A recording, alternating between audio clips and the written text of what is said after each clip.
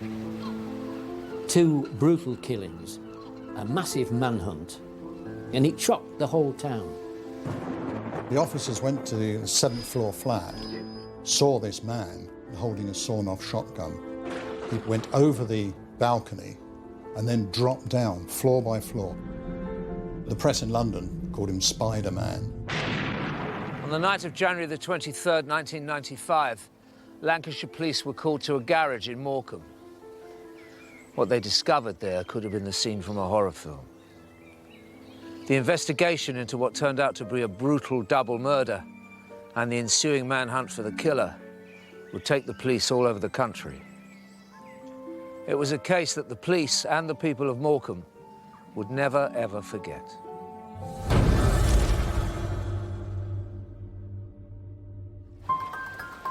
In January 1995, Morecambe, a picturesque seaside town in Lancashire, was about to become front-page news when the dead body of a man was found.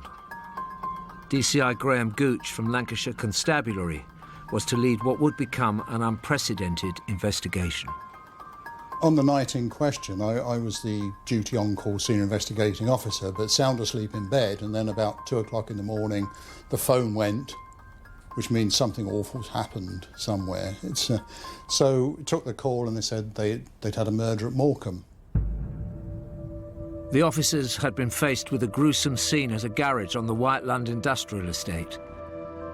The dead body had been severely battered. They tell you basically what's happened, and then you start thinking, what am I going to need? Where shall I rendezvous with the officers on the scene? And start the process rolling. DCI Colin Mooney was appointed as Deputy Senior Investigating Officer on the case, an unusual one for this normally quiet holiday resort. Morecambe's quite a low crime area to live in, particularly compared with other areas of Lancashire. It's got a great beach, and it's got the estuary. There's a famous walk across the Morecambe Bay, a guided walk. It's not the big razzmatazz of Blackpool, no big rides and things like that, but it has its own lovely appeal. The Queen Mother once came to Morecambe and described Morecambe's view as a $65,000 view. I would say Morecambe's probably one of the very safest places to live. It's sort of like a bit of a sleepy town. There's not really that much horrendous trouble, you know. The wives of 49-year-old Tony Morocco and 29-year-old Paul Sandham had phoned the police, worried about their husbands who had worked at the garage together and not returned home. They were creatures of habit. They'd finish their work about 5 o'clock and go home.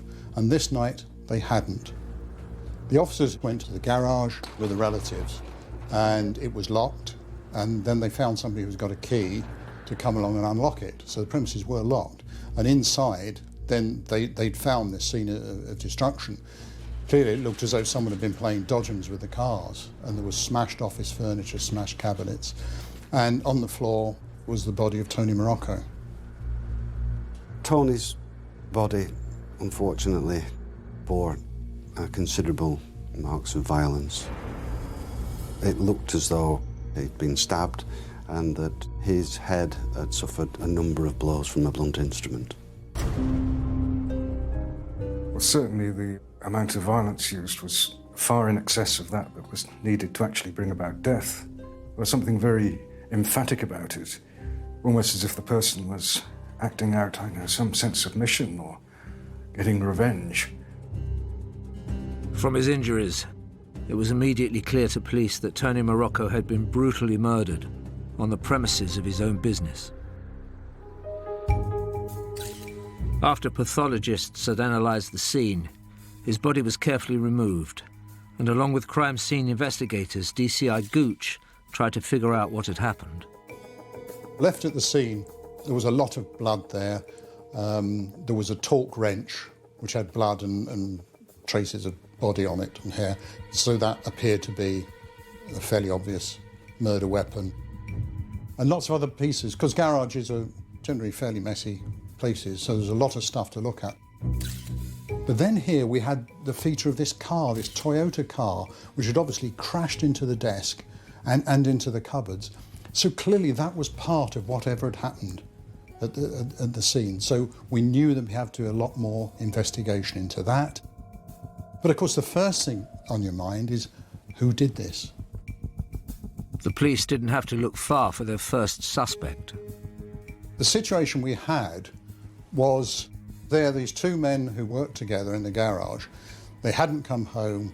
We've been along there and we found the body of one of them and the other man's missing. It's not unreasonable to have some suspicion that they'd fallen out and had a terrible argument and that this was the result of it. Because, I mean, Paul Sandham was nowhere to be found.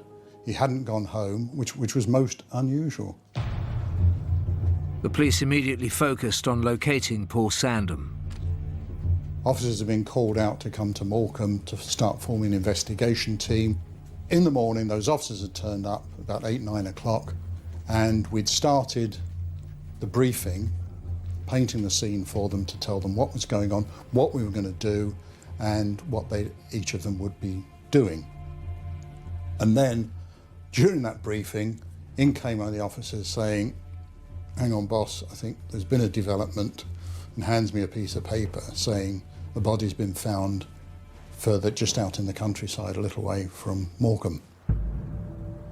And then we found out that that was Paul Sandham, who had been stabbed many, many times. The man police had been treating as a suspect had been left for dead with 41 knife wounds. There was a clear connection between the two victims, and also the level of violence used on both of them was quite similar. It did bring into focus the fact that there had been a deliberate separation of the two victims, which of course highlighted just how calculated it was. At this point, then, we realised that we had a double murder on our hands. It was inconceivable that two people who worked so closely together, who went missing at about the same time, and both found murdered, would not be linked. I've dealt with murders before with more than one victim. They don't come very often, but it does change things completely from what we were looking at before. Before, we were looking for possibly a murder with a reasonable suspect. Now suddenly you've got a double murder with no suspect. And it was a great concern to local people.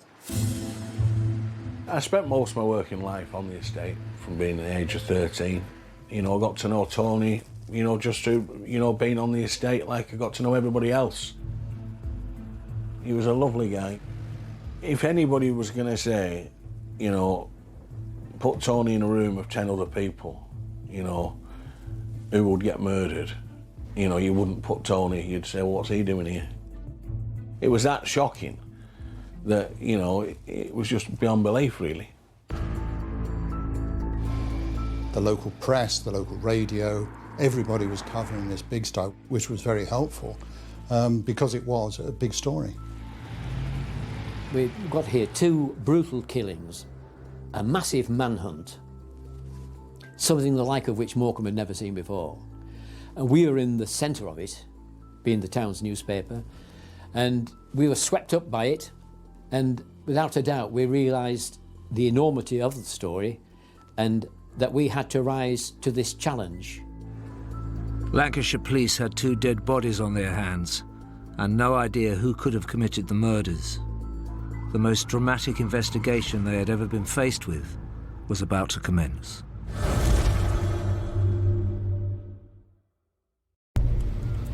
Police in Morecambe were dealing with a brutal double murder and no suspect. The body of Tony Morocco had been found at his garage business, and his co-worker Paul Sandham was found a mile down the road in a field. He'd been stabbed 41 times. When people learned of what had happened to Tony and Paul, it was just pure shock.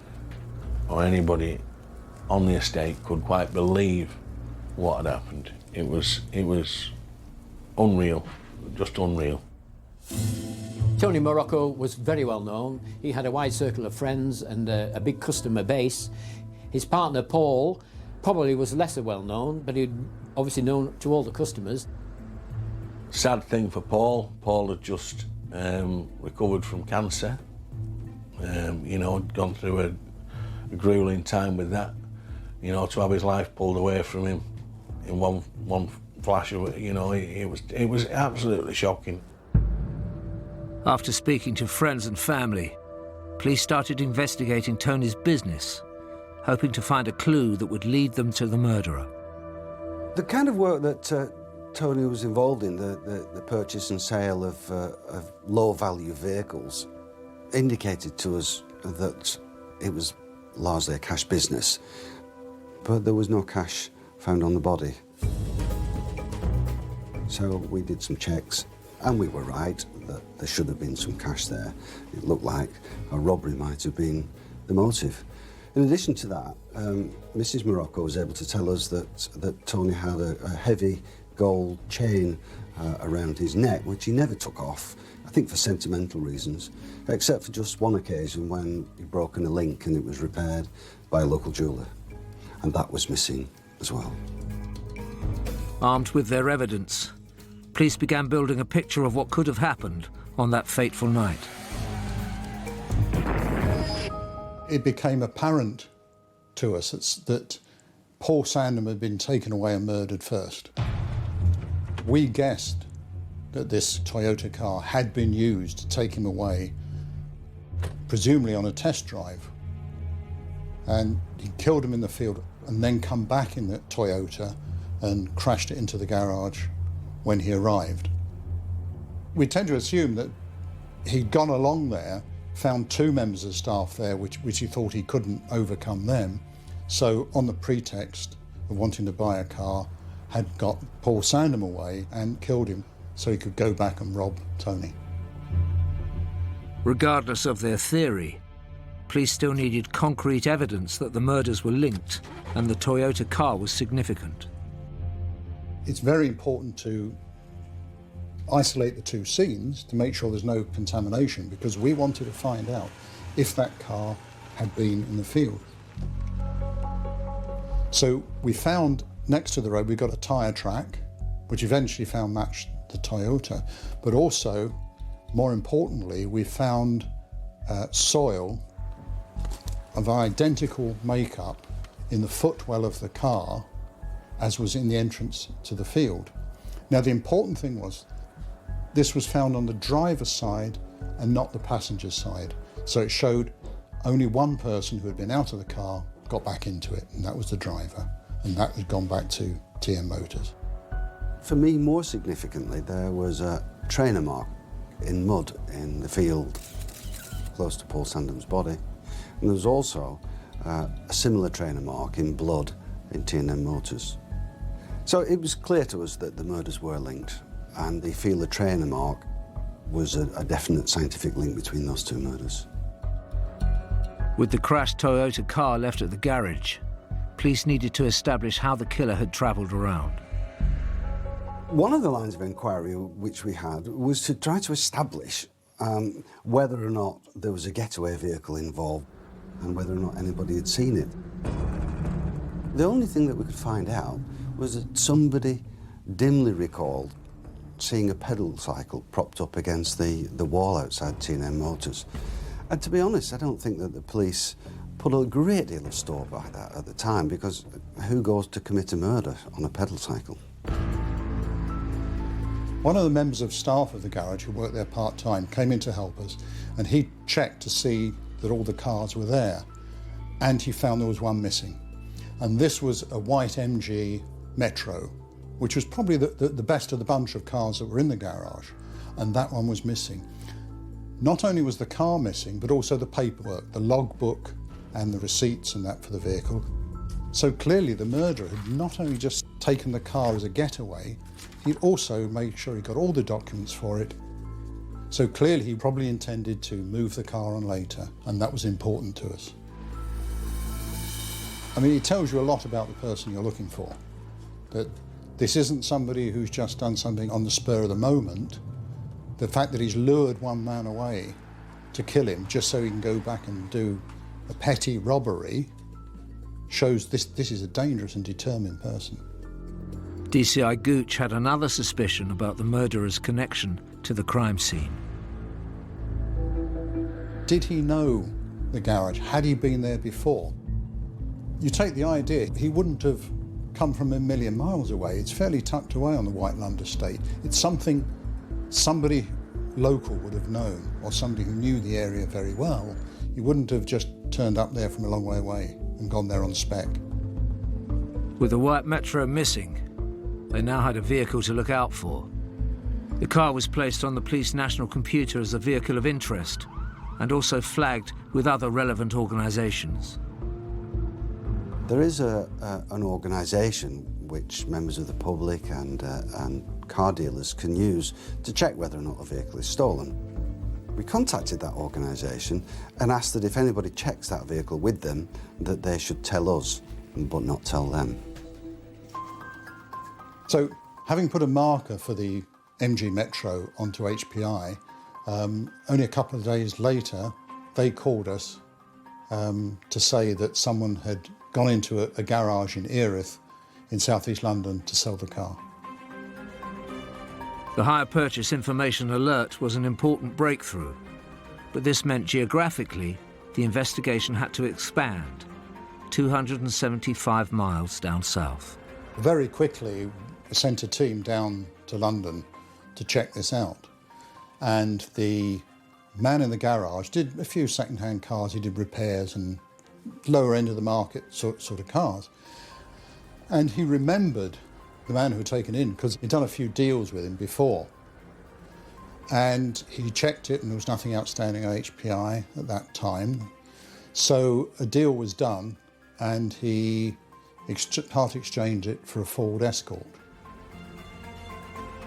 The Erith car dealer provided an accurate description of the man that had sold him the white Metro, but wasn't much more help to the police, as the suspect had covered his tracks. He'd given false particulars, which gave us something to look at, but essentially it looked like a bit of a dead end. We didn't have any more information to go on then.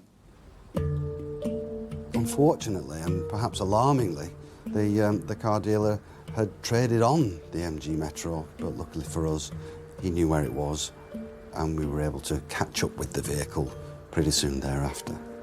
And so we seized it, we brought it back to Lancashire and had it examined by our scientific officers. They found traces of blood on the driver's door handle, and it would have been reasonable to expect that it was either Mr. Morocco or Mr. Sandhams, but it wasn't. This was the blood of a third person. And we began to speculate that perhaps in the frenzied attack on the two deceases, maybe, just maybe, the murderer had cut himself, and that this was, in fact, the murderer's blood. It was looking like a DNA breakthrough. All police needed was a match. Another important element that came in then was the car that he'd bought from the dealer in Erith, because we had the registration number for that. And then we found, by putting that on the police national computer, we found the car had been stopped in the City of London. Now, what was happening at that time, there was anti-terrorist procedures. Now, the officer who stopped him couldn't actually remember it, but we knew it was near one of the CCTVs that was part of what they call the Ring of Steel around the City of London at the time.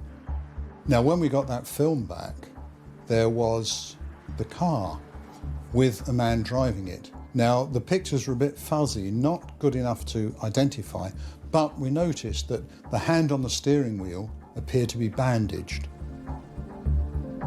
Using the description supplied by the Erith car dealer, the police released a sketch of the suspect to the national press, hoping it might trigger more leads. After we'd released the artist impression, I got a phone call in the major incident room from a detective from the Kent Constabulary. And he told me quite definitively, "Here, Gov, I think I know who did your murders." And the hairs on the back of my neck stood up. This sounded like a breakthrough. There appeared to be a link with a man who'd been robbing jewellery shops in Kent. There was some CCTV footage of one of the robberies where the offender was particularly and gratuitously violent towards the shop assistant, punching her in the face when there's absolutely no need to do that. DC Cullen was one of the officers involved in that investigation. He told me that he thought the person responsible for our murders was a man by the name of Terence Derrick Clifton. Clifton was a suspect in the robberies, and having seen the artist's impression of the man Lancashire police were trying to track down, DC Cullen had thought the resemblance uncanny.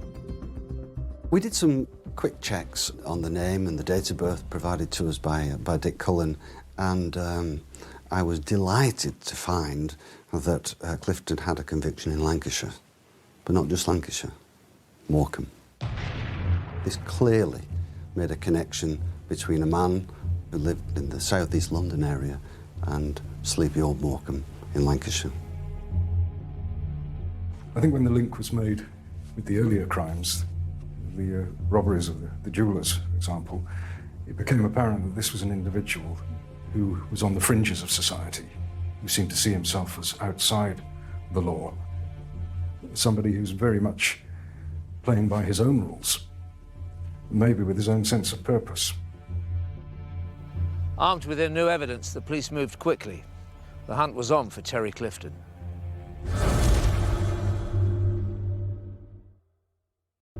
In their search for a double killer, Lancashire police had identified a prime suspect. All they needed to do now is find him. Intelligence pointed to a man called Terence Clifton for the murders of Tony Morocco and Paul Sandham. But they were yet to track Clifton down and still needed evidence that placed him at the scene of the crime. Now, one of the important things is on Tony Morocco's body, there was an awful lot of blood. And when they looked at his trousers, they'd taken blood samples from about 6 sites, which is the normal thing to do, and they'd all been the same blood group and they'd all been Tony's blood. However, they went back to it then and looked inside the pocket where his money would have been. And inside the pocket, another blood sample was taken, and that turned out that that wasn't Tony's. So suddenly, here we had the blood sample from the murderer, we thought. So now the case is really building up. We've got this suggested name from the intelligence officer in Kent. We've got a description that would appear to be matched. And now we've got blood from the murderer in the pocket of the deceased. So now we've got to match it. Clifton had been in prison before, but this was 1995, when personal profile details held on convicts were limited. Nowadays, it's quite routine for people coming into custody to have a mouth swab taken with a view to having their DNA recorded on the National DNA Database. But that wasn't the case way back then. So what we needed was a sample of Clifton's blood to compare with the blood of the third person from the crime scenes and from the MG Metro. The investigation was now a nationwide search, and Lancashire police gathered as much support as they could without naming their suspect. We always enjoyed a pretty good relationship with the police, and on this particular incident, it was outstanding, because partly the police needed us as well to help catch the guy. We decided to release the artist's impressions to the local paper. And that brought about another development. A young lady came to the police station and she said that based on the artist's impression, she thought that the person that we were looking for was none other than Terence Clifton. She explained that Terence had attended school in the area and, significantly, that he had been in the Morecambe area around the Christmas and New Year period of 1995. The witness went on to say that that Clifton had arrived in the area in a big old BMW car that he'd driven up from London, but that he had sold it and bought another car locally. And it came as no surprise that transaction took place at T&M Motors. In fact, the BMW was still lying in the yard at T&M when we went to check. He'd gone to trade this old car in, and he wasn't happy that Tony had only given him a couple £100 for it or something like that. And then he wanted money because there was petrol in the tank. And Tony took out his big wad of money and peeled off a fiver and said, you know, there's £5 for the petrol. And he very much resented that. The police now had an additional motive for the murders: revenge. So the woman who went into Morecambe Police Station to say she'd seen Clifton and knew him was able to tell us that he'd stayed with a family in Morecambe the night before the murders. And when we saw them, they were able to tell us, yes, he'd stayed there the night before. The people that Clifton had been staying with were also able to say that one day he came out onto the street where his car was parked to find that the tyres had been slashed, and he was extremely annoyed. He turned to his schoolmate, the person he'd been stopping with, and asked to borrow his pedal cycle, saying that he was going to go down to the Whiteland estate where he knew a couple of blokes who were going to sort him out a motor.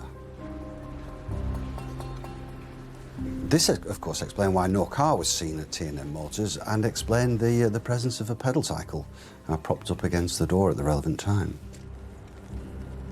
A little while later, Clifton appeared back at the family home. Then he was driving a white hatchback car, and the pedal cycle belonging to the young man with whom he'd been staying was sticking out the back. So he returned the pedal cycle and set off, saying that he was bound back for London. Police confiscated the bike for forensic testing, where blood was found that matched that on the white Metro and in Tony Marocco's pocket. But they couldn't connect this blood to their suspect. So we're obviously waiting for a DNA match to see whether or not we could definitively tie that blood to Terence Derek Clifton, but at that stage we didn't have it. The police could only get the blood test they needed if they were able to arrest Clifton. We'd already had officers down in London after the initial call, but now we sent more of a team down there to try to find him. And it was becoming very difficult. He certainly didn't make it easy for us. He was changing cars almost daily. And then he was moving from place to place where he was staying, and we always seemed to be a bit behind him. I get a sense of a continuing theme of him versus the world. Him seeing himself as this character, almost a heroic character who can rise above adversity and demonstrate, in some respects, a superiority. He can give the police the runaround and get away with pretty much what he chooses. When it was a bit of a manhunt to London, well then you think, Jesus, I hope they catch him. Everybody was sort of like shocked and look, you know, it was very hard for everybody. I mean, you know, it's all right for me to sit here saying it was hard. Imagine what his family felt like. At this point, Lancashire Constabulary had officers at a police station in Bexley Heath in Kent, and they also had backup from the Metropolitan Police. The murder investigation was turning into a manhunt. He was always giving an alias, but there was a common theme to those aliases. Whilst he was going around giving people false names and addresses to people who didn't know him, there were clues in it for us, because a lot of the names he was given were sort of mix and match of places he'd lived before and people who he had known or relatives. At one of the addresses at which he'd stayed, we found a gold Belcher chain which he'd swapped for some cannabis. And we were able to take that to a jeweller in Lancaster who had repaired it, and he was able to identify it as being the chain he'd repaired for Tony Marocco. Then the manhunt suddenly turned a corner, when on the 27th of February 1995, 1 month into the investigation, police pursued a lead in Erith in Kent. Well, the officers went to the 7th floor flat of one of Clifton's ex-girlfriends because we had reason to suspect he was there. So as they were going through the front door, the officer who was down on the ground saw Clifton backing out of the flat and holding a sawn-off shotgun pointing in towards the flat. So we've now gone up a stage because he's armed and we know he's dangerous. But then he put the gun down and went over the balcony and then dropped down floor by floor. He just let go on each floor and dropped and then just grabbed the railing of the flat below to slow himself down. And he did that all the way down to the ground. And then he ran off. After that, the press in London called him Spider-Man, and that was it. I think part of my feelings at the time was I wish he'd fell off that tower block halfway down. You know, the man was a psychopath. The police recovered the discarded shotgun, but now knew Clifton had access to firearms. He was now a huge danger to the public, and he was on the run. Then we took the unusual step of publicising his name. Normally you don't publish the names of suspects until somebody's charged. But with this man on the loose and being so dangerous, we had to do that in the hope that people would come forward and tell us where he is, because nobody wants him on the loose in their community, because if he can do this sort of thing, he might do the same to them. It was unnerving because the sheer brutality of it kept people on edge. They'd never known anything like it before. Somebody capable of doing that was capable of doing anything. 2 grieving families, a community on guard, and an armed killer. It was more urgent than ever.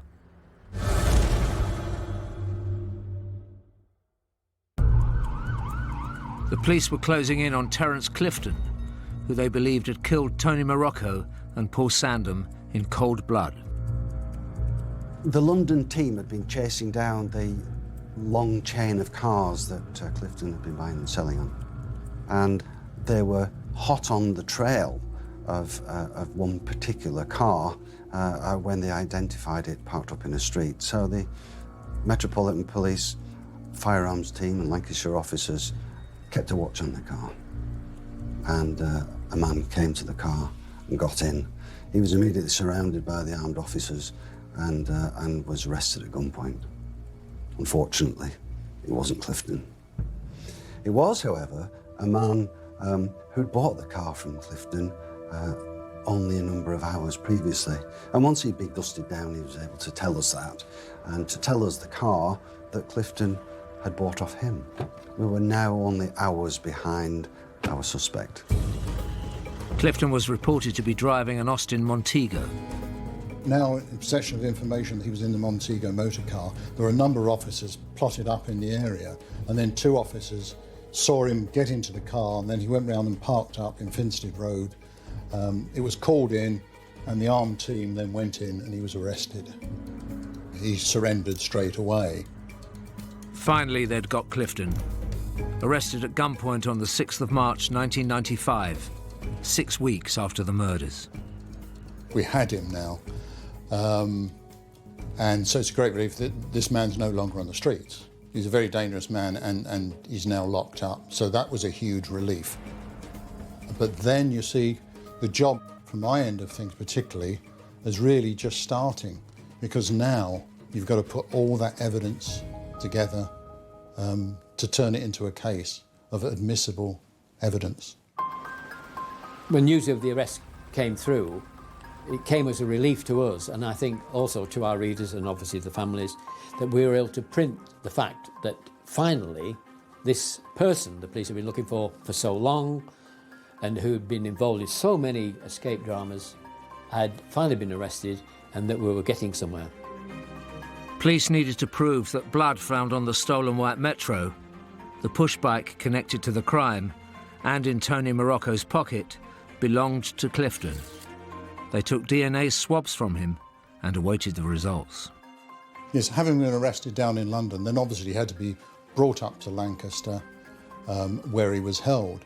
And we questioned him, And he thought he could be cleverer than us, if you like, because he was told briefly what the evidence was. And he said he happened to be walking through the White Lund Industrial Estate, like you do, and he'd seen this car parked at the roadside, the white Metro, with the keys in it and all the documents lying on the seat. And he just intended to steal the car. And that was his defence. He was rational, he was polite, he admitted the theft of the MG Metro, but claimed that he had nothing to do whatsoever with the murders. So, following the interviews, we decided that we were going to charge him, notwithstanding the fact that we didn't have the DNA evidence at that stage. We did feel that we had sufficient evidence to charge, and we did. Clifton was remanded in custody while he awaited trial, and several weeks later the results of his DNA swab came through, which, as police suspected, was a match with DNA evidence from the double murder. We had this man with a history of extreme violence. We had a man who knew the area, despite the fact he had a London address. He'd been to school in Morecambe. He was known to be in the area. He'd borrowed a bicycle to go to the garage and had come back later with the white Metro, with the bicycle in it, with blood on it, which was his blood. Then we had his blood in Tony Morocco's pocket at the scene. We then had footprints at the scene of that murder and at the scene of Paul Sandham's murder. We could link the two scenes again because of the earth from the field and the earth in the driver's footwell of the Toyota that Clifton had then driven back to the garage. We've got the Belcher chain that was found in London that he'd swapped for some cannabis, which we could then identify positively as being Tony Morocco's. So we got an awful lot of evidence to make a case for the prosecution. So in the next few months, Clifton made a number of appearances, both at the Crown Court and at the Magistrates' Court, as part of the process leading towards his eventual trial. His behaviour had deteriorated from that at the time of his interview. He assaulted a prison officer on one occasion and blew raspberries at the judge on another occasion. On Saturday, the 24th of June 1995, Clifton was due to be formally committed for trial at Lancashire Magistrates' Court. And then we came to the worst of all, his behaviour. He said he wanted private consultation with his solicitor, which he is entitled. So was taken into a room with his solicitor. Then he produced a sharpened telescopic car aerial, which he'd secreted within his rectum before he left prison, and then held this against his solicitor's throat and threatened him and took him hostage. We called in a hostage negotiator, and we also called in officers who were trained to put an end to a siege like this by more forceful means.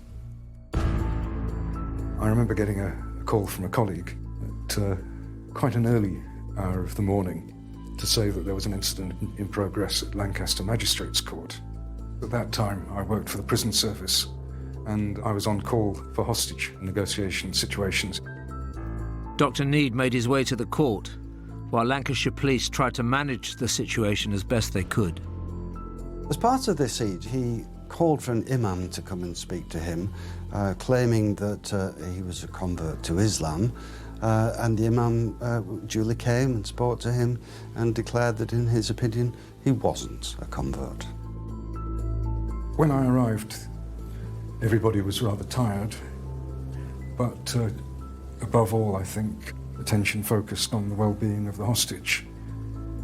The siege itself, from the time we took him, lasted for some 21 hours. So it's gone on a long time.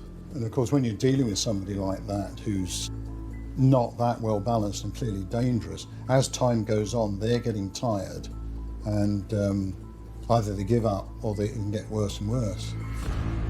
At the end, things were getting worse, and that's why there had to be a rapid intervention. It was decided that we should explore the possibility of tactical intervention, and that really centred upon separating Clifton from the hostage. And that was achieved by offering Clifton a cup of coffee, which he accepted, took a few steps over to reach for it, and at that point the door to the room burst open and several gentlemen jumped on him. So it was brought to a peaceful resolution. It was erratic behaviour, and it may have been just part of the delaying tactics. I'm not sure what he felt that he had to gain by taking his solicitor hostage. It seemed to me to be the last turn of the card of an increasingly desperate man. Clifton's troublemaking continued. He sacked his defence lawyer and told police he would represent himself. The trial at Preston Crown Court didn't happen for 2 years. So eventually he came up for trial in January of 1997.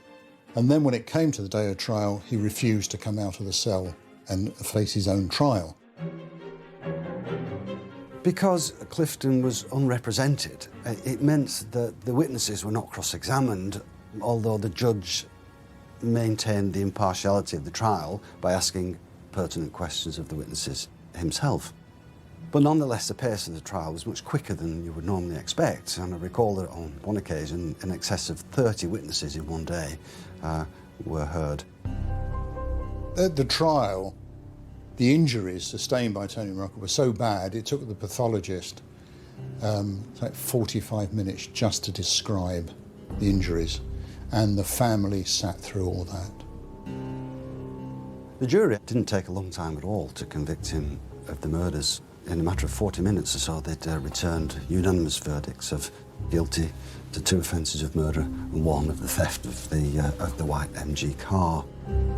All that was left was to sentence Clifton for his horrific crimes. The judge insisted, quite rightly, he'd be brought up for sentencing, and he wasn't for going quietly.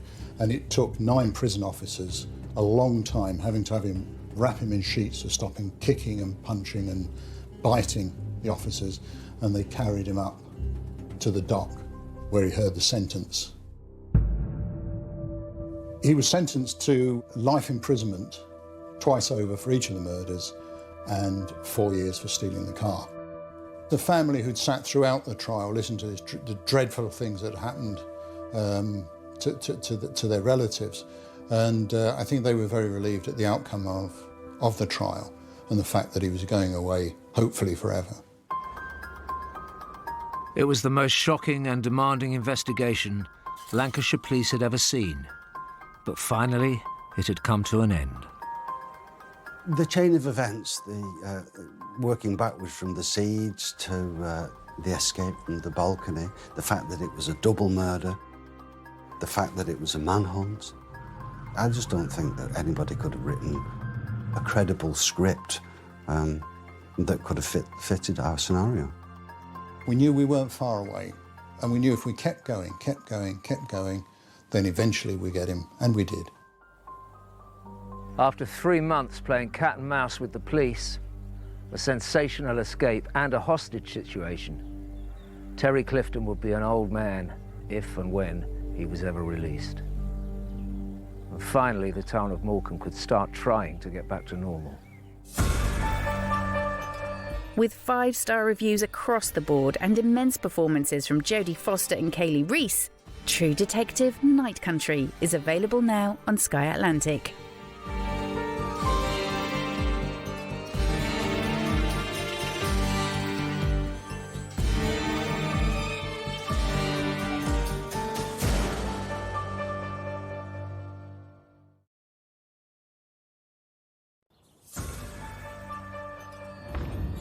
My husband come flying around the corner in our car, and I just said, "Is she dead?" And he said, "Yeah." This is a grandmother who's been shot in a car park of the block of flats where she lives. If you were to put a list of places where somebody could be shot in the head, Earls Barton wouldn't register. We were catapulted into a world that we had no idea on. We weren't from any kind of criminal background. Who's done this? What's their motive for doing this? Is there any other risk to the wider public? Contact made on this door. He knew what was going to happen, he helped what was going to happen, and he helped cover up what had happened. This case was about a carefully planned, cold-blooded murder. It was also about a brutal betrayal between old friends. In the heart of Northamptonshire, on the banks of the River Nene, lies the ancient and thriving village of Earls Barton. Earls Barton is an incredibly busy village, a lively village, full of people, generations, family. Nice village. It's been a nice village for years, and it's always been a community village, so everyone gets involved with everything, and most people know most people. It's kind of tucked away from nowhere. You'd never find it unless you stumbled across it, but it's a real gem, I think, of the county. So you've got your doctors, your chemists, the schools, the butchers, the bakers, pretty much the candlestick makers. I can honestly say Earls Barton is the best place I've ever lived and worked in. It's a place where people genuinely love each other, they genuinely care about each other. It's a place where community comes very naturally to the people here. And it's this close-knit, safe community that attracted Marion Price and her family to set up home. My mum was originally from Liverpool. She moved down with one of her other sisters and ended up meeting my dad, falling in love and getting married. With 2 children to care for, Marion juggled home life with work as a bursar at a local nursery school. My mum was always cleaning when we were younger. That's all I ever remember. She'd got the Motown on or just any kind of music, and she'd be cleaning and washing the windows every Saturday. Just always singing and dancing and just happy, really, yeah. Yeah, she's one of those people. She loved working with the children. She loved the colleagues she worked with. She was always looking to make people smile, looking to make people happy. If someone was down, she would always try and help them and cheer them up. And she was just a lovely person to be around. And family was everything to Marion. Marion Price was a loving grandmother, mother, daughter, sister. She was a family woman, she was bubbly, she had a big family support around her. We were always getting together, barbecues, Christmases, Easter. You know, it was a very big family. When their children were older, Marion and her husband separated, but remained the closest of friends. I was about 21 when Mum and Dad divorced. You know, they were separated on good terms. In their divorce settlement, basically my mum kept the house and my dad kept the land on the side, and he eventually built the house and ended up living next door to my mum for quite a while. So yeah, it was very amicable between my mum and my dad. Despite having her family around her, as the years passed, Marion felt something was missing. So when my mum and dad parted ways, she was a bit of a lost soul for a while, and you know, she was sort of missing that family setup. She was looking to spend her days with somebody, go on holiday with somebody, you know, sort of grow old with somebody that she could have fun with, which I think, you know, that's all anybody wants, isn't it? Like to either be looked after or just have a companion. I mean, she's got her friends and obviously us, but you go home on your own at the end of the day, don't you? So I suggested online dating. You know, she went on a few dates and then she met Michael Reader. To everyone's surprise, Marion's relationship with Michael moved fast. It was a bit of a whirlwind romance. They were very quickly engaged and very quickly married. And she was just like, no, I'm certain. She was, you know, he makes me laugh, he's funny, and she was happy. After a few years married, the relationship ran its course and the couple separated. And by December 2019, Marion was excitedly making plans to spend Christmas with son Gary. So I was speaking to my mum a lot on the phone, and she was just really excited to come down for Christmas and see our brand new house, really. But 10 days before Christmas, life for everyone was to change forever. Got a phone call off my friend who lives in the same block of flats as my mum. She said, you know, that your mum's car windows are smashed in. And then she'd gone back outside to look into the car and then saw my mum. She said, your mum's unconscious, I think you need to get round here. I was at home off work, and my partner was working, but he came home about 4 o'clock, and so we were just having a couple of drinks, celebrating a few days off together, and I think it was about 8 o'clock, I got a phone call from my sister, and she was crying. And my face immediately dropped, and I was like, what's wrong? And she told me that Mum's been attacked. Tony's husband, Scott, immediately dashed to the scene to check on Marion. My husband come flying around the corner in our car, and then he said, get in the car. He started driving to the hospital, and I just said, is she dead? And he said, yeah.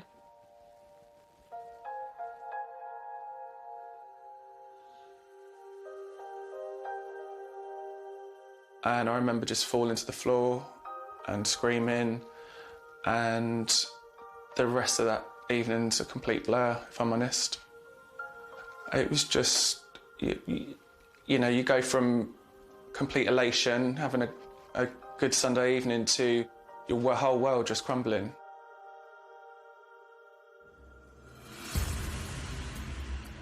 I was on call this weekend. It was a Sunday night. I remember it really well, actually. It was about sort of 8 o'clock time. The first call was just, right, we've got a lady in a car in a quiet little village outside a block of flats.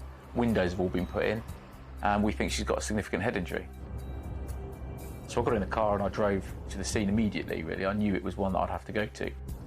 On arrival in Earls Barton, the true horror of the scene before him unfolded. Driving to the States, Christmas lights up everywhere. The victim's car, Marion's car, with the window smashed. The scenes of crime manager has seen Marion and assessed the scene.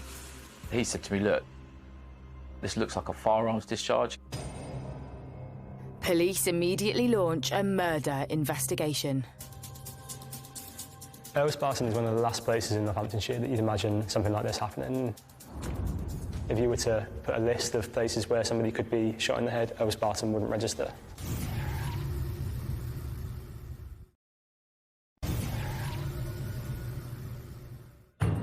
In the quaint village of Earls Barton, Northamptonshire police have just launched a murder investigation after 63-year-old grandmother Marion Price was found dead in her car. It was confirmed by our family liaison officer that she died from a single shotgun wound to the head through her car door. I mean, she hadn't even taken her seatbelt off, and she was shot through the window. The majority of the murders we deal with most recently have been knife-related, knife crime or drunken incidents that are just accidents that have happened and have ended in tragedy. This was somebody's actually shot her through the window of her car. It was extraordinary. She just isn't the type of victim that you'd expect a gun crime incident to have occurred for. She had no enemies, you know. It was just a far cry from the world that we're all from. You know, I mean, we don't know anyone with guns, we don't know criminals of that level. Like, it was all too much to take in. It was horrendous. This is a grandmother who's been shot in the car park of the block of flats where she lives. Who's done this? What's their motive for doing this? Is there any other risk to the wider public? Immediately, police seal off the village, sending shockwaves throughout the community. So lots of residents in the area woke up on Monday morning to see police tape everywhere, people in white forensic suits, and the first thought was, what on earth has happened here? It's just unbelievable that gradually the village wakes up to a scenario that nobody can quite believe has really happened, especially when it's somebody you've been familiar with. The community started to learn the nature of what happened to Marion. It came as a huge shock because of the intensity of the violence of the crime. There was a little bit of fear that someone's going round, someone's shooting somebody in a residential area that's quiet. How has this happened? Forensic officers scour the scene, desperate for clues as to who could have carried out this atrocious crime. This lady just parked her car, literally turned it off, and someone shot her in the head at point-blank range. You think that means somebody's had to have been there before her, had to have been hiding in the dark, because it was... We narrowed it down eventually to about 5 o'clock. It probably happened, but it's 5 o'clock in the middle of December, very cold, very sort of damp that evening, and you think somebody's laid in wait for her. And you think, who's going to have done that? The evidence from the forensic scientists showed that Marion had been shot by somebody effectively standing at the door of her car. It also showed that prior to being shot, she had put up her hand to try and protect her head.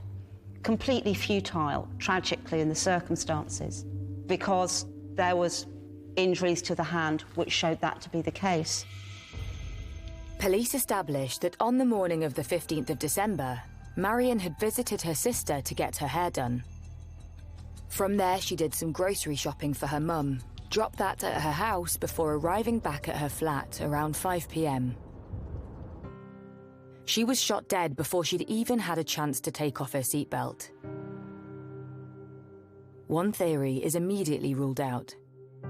It was obvious from the outset that this wasn't some robbery, because her handbag and its content was still in the passenger front footwell.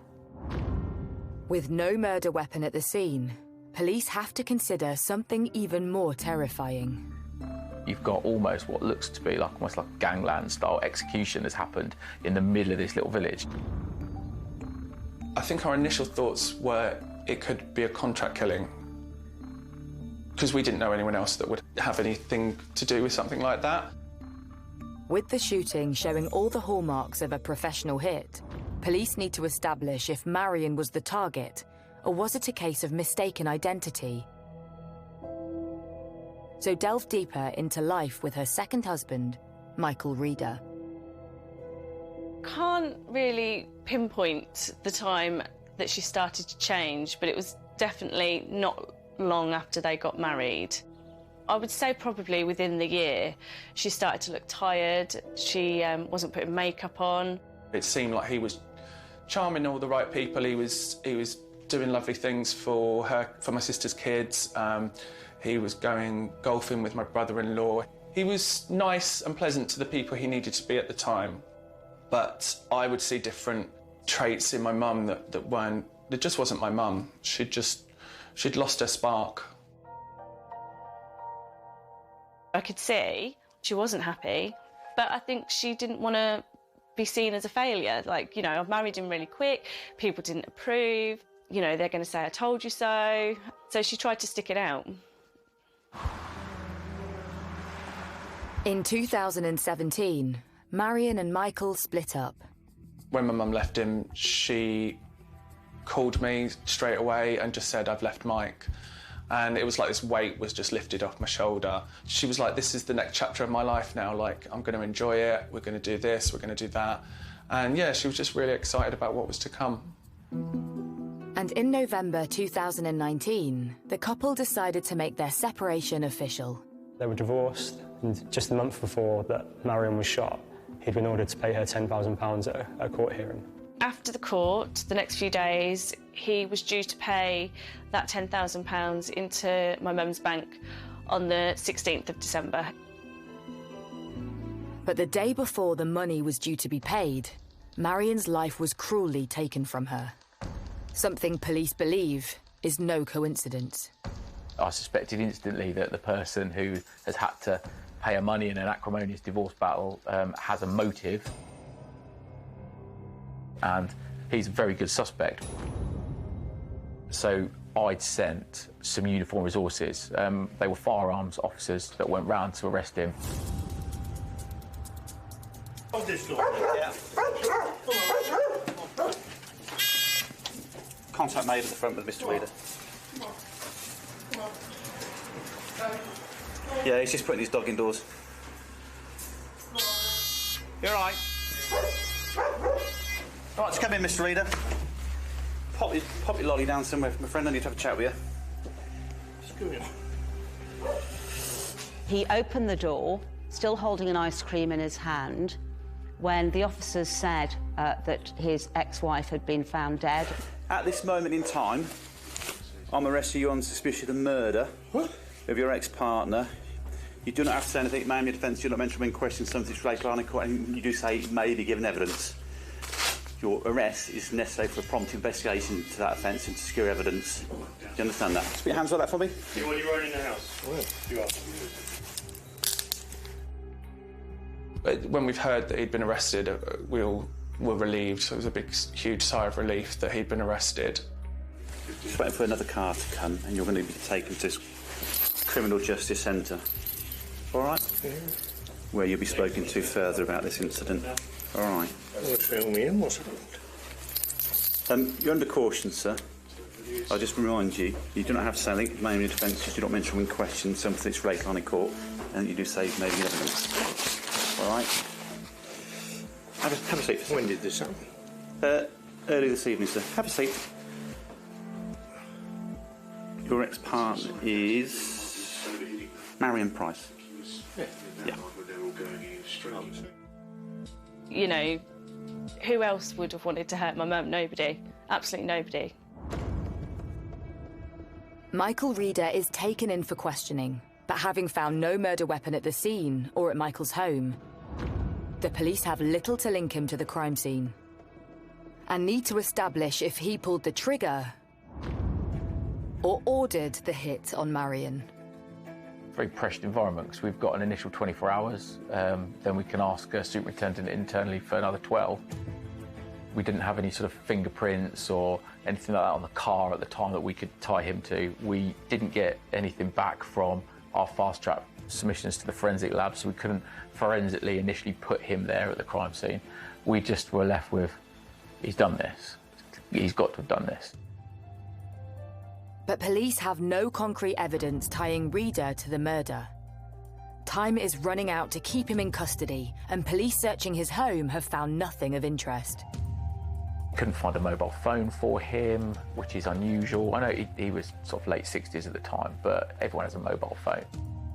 They looked at his bank accounts, and his bank account revealed a direct debit to a mobile phone company. The police don't need the handset in order to get the information they need from a mobile phone. They need the data from that phone, and that can be obtained through the phone company. Information from Michael Reader's mobile phone data soon turned the investigation on its head. So we get this call data. He's got a monthly contract phone. This is the number of it, and these are all the people he's called. And his top contact is somebody called Stephen Welch. And he's in contact with this guy all the time. Literally, it's 90% of his calls are backwards and forwards Stephen Welch. So you're thinking, right, Stephen Welch is somebody who's of definite interest to us. So who is Stephen Welch? And what is his link to Michael Reader? And what does he know about the brutal killing of Marion? Michael Reader's best friend was a man named Stephen Welch. They'd known each other for decades. They played snooker 7 days a week. They even went round and had sort of family parties together. They were almost like brothers. Reader and Welsh went back years. I recall that, as far as Stephen was concerned, they'd met when they were probably in their 20s. So they'd known each other for about 40 years. And they'd met in the local motor trade. It was almost as if he was attracted to Reader like a moth to a flame. He looked on Reader really as an older brother. Reader was about 10 years older. Reader had the nice house, the E-type Jag, the snooker table. Stephen didn't really have anybody. So I sent some cops down a couple of days in to go and speak to Stephen Welch. Find out, is he a suspect? Is he a witness? What do you know about Michael Reader? What do you know about where he was? After persistent knocking, his flatmate answered. And his flatmate sort of like, oh no, I dropped him off at the airport. Welch's flatmate reveals he flew to Alicante just hours after Marion was shot dead. Immediately, police get a warrant to search his address. And finally, there's a breakthrough. We found a phone that turned out to be Michael Reader's phone on his bedside cabinet. And we found a tracking device inside the glove box of his car. They could then establish in the course of their investigation that the tracking device, which has a SIM card, just like a mobile phone, had been placed on Marion's car. he had been tracking his ex-wife the course of the past year.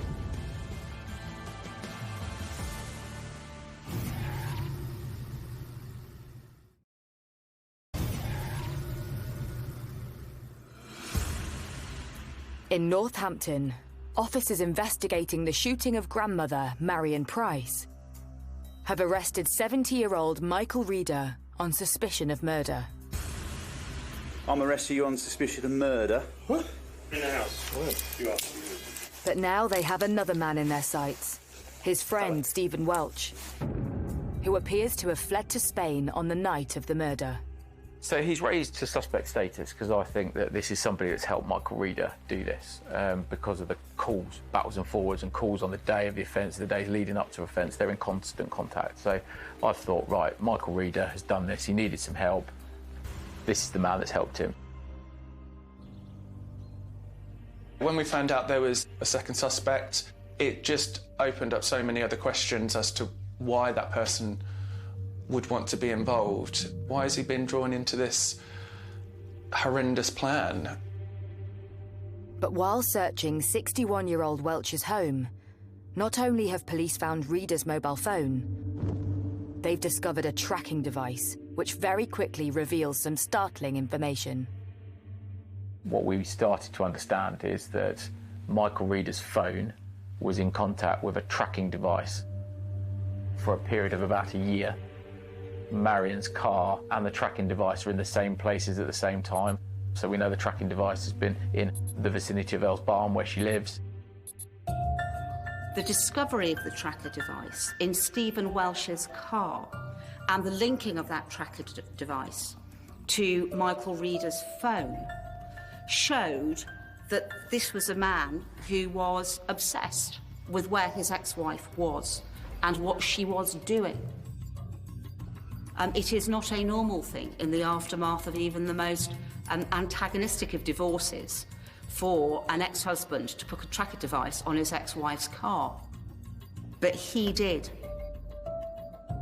Whenever Michael Reader wanted to work out where Marion was, he would send a text or call the number that was effectively on this tracker, and he'd be sent a location, and he could then map out where she was at what time of day. I mean, when you find out someone's been tracking your mum, it's just another level of disgust. Like, you just can't believe or understand why someone would want to do that. Just sickening, absolutely sickening that he'd been stalking my mum for so long. And just devastated, absolutely heartbroken that my mum was even involved in a situation like this. Like, it shouldn't have happened. Police still need to establish what Welch's involvement might have been. And analysing the tracker and the GPS phone data of both men proves enlightening. Every 5 to 7 days, the tracker sent a text message to Michael Reader's phone, telling him the battery was low. And we could prove that mostly Welch's car was going from Northampton to Earls Barton very regularly. There was a perfectly sensible inference to be drawn that these various trips between Northampton and Earls Barton were for the sole purpose of charging the tracker. In custody, police questioned Reader about their findings. Reader didn't give away much. He predominantly answered no comment and just made it clear that he didn't kill his wife, and then refused to answer questions. He made us do all the work. I suspect he thought that simply getting rid of the handset would be enough to get rid of the evidence trail that ultimately led to him. He was very wrong about that, and he completely failed to understand that all the police needed was, in fact, to access the data, and you don't always need the handset itself in order to do that. Police might believe that Michael was tracking Marion for a year, but that didn't prove he had fired the gun which killed her. A gun which they still hadn't found. Any case, such as this, where somebody is killed with either a knife or a gun, the first thing that you will want is the murder weapon. And the first thing you will want to tell a jury about is the murder weapon and whether there are fingerprints or DNA on it. We had no such thing. It's like a bit of a needle in a haystack. We knew we were after a shotgun, but we couldn't tell how long the barrel was. We didn't know what we were looking for, other than it was a shotgun of some type. So in most murder cases, you'd imagine that somebody might find a weapon, somebody might find bullets, and police put huge resources into that. They used big manpower. They searched the River Nen, they searched houses, they searched areas where they knew that Rita and Welch had been to, but they were never able to find it. Despite having found no weapon, police do receive some interesting information. There was a witness who had seen a man on a motorbike at a point that was looking up to where we knew Marion was visiting her mother for some 50 minutes. We had an eyewitness that said there's a bloke there on a motorbike, and I saw him and he was sat there for half an hour playing on his phone. Who was this man? Was it Michael Reader? Or Stephen Welch? Police believe whoever it was removed the tracker from Marion's car while she was visiting her mother, then followed her back to her own home on the motorbike. He sat there on his motorbike waiting for her. He followed her back to the house and he shot her in cold blood through the window before she'd even had a chance to take her seatbelt off. Convinced Marion's ex-husband was involved in some capacity, police charge Michael Reader with her murder. But their second suspect, Stephen Welch, is still in Spain, although it appears he is keeping a close eye on events back in the UK. The police could see from Stephen Welch's phone he had been Googling as to what had happened. And on 20th of December 2019, Stephen Welch gets a big surprise. So we had a reception committee waiting for him as he came off the plane. And he came back and we arrested him. Welch admitted he'd been ferrying the tracker backwards and forwards, and he admitted in evidence, I was complicit with a long-term stalking operation. I'm disgusted and ashamed of myself and everything. News is made public that there is now not one, but two men charged with the murder of Marion Price. It's just scary to think about how planned it was and the potential for it to be thought through enough for two people to be involved, and that someone else might know about it and haven't been able to have intervened and not. It's just scary, I suppose, to think about. We were shocked when we found out that there was a second person involved, really shocked. We were just like, it's crazy enough that one person would want to do it, let alone an accomplice who has no reason towards my mum. But with both men denying their involvement, police have their work cut out to build a case for trial.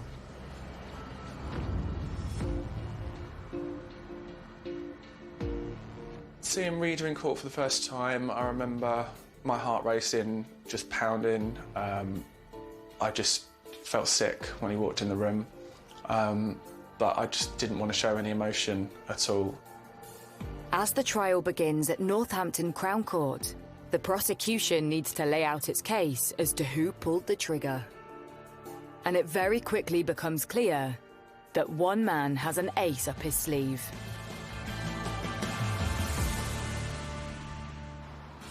In the first few days of the trial, Stephen Welch and Michael Reader sat in the dock together. They had the occasional chat. They were best friends after all. But it soon became apparent that actually it started to dawn on Stephen Welch that Michael Reader had really landed him in it big time. Within a few days of the trial starting, an extra dock officer was placed between them in the dock. Stephen Welch had known that Reader had his ex-wife under surveillance. He did admit that he was playing a role in that. But at no time did Stephen Welch accept that he'd known what was about to happen or what had happened. As the trial unfolds, stories emerge revealing the truth behind Marion Price and Reader's relationship. Listening to the court case, there was a lot of things that came out that we didn't know. That was upsetting and shocking. He'd hit her a couple of times and that he'd threatened to kill her a few times. Marion initially dismissed her children's concerns that something was wrong. But as the years passed, things went from bad to worse. She never told me or my brother the full story. Mum and Mike were due to come over my house for Christmas dinner, and for some reason he didn't come over. And then when she'd gone home, he'd taken all the Christmas decorations down. I had got some tickets for my mum for Jersey Boys. At the end of the musical, the whole audience gets up to dance, and my mum loves to dance, loves to sing, and he didn't like it. So he stormed out of the auditorium, left her in London. He'd just gone back to Northampton on the train. In 2017, Marion left Michael Reader. Unbeknown to her children, she continued to give Reader £54,000 when he demanded money, until she put her foot down and refused in May 2017. Something which sparked a violent rage in Reader. So he come round and he threatened her, and she said, I haven't got it, you can't have it. He said, well, then you're going to have to sell your house. And she was like, no, I'm not going to do that. And with that, he's pulled out a hammer, a mallet of some type, and hit her over the head several times.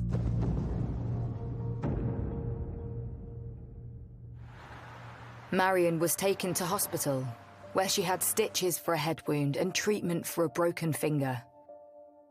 Reader was arrested and charged with grievous bodily harm. It went to court, went to trial, and apparently, you know, the jury come to the conclusion that he hadn't done it. They went with him instead of my mum. And I feel like she was failed then. Sorry.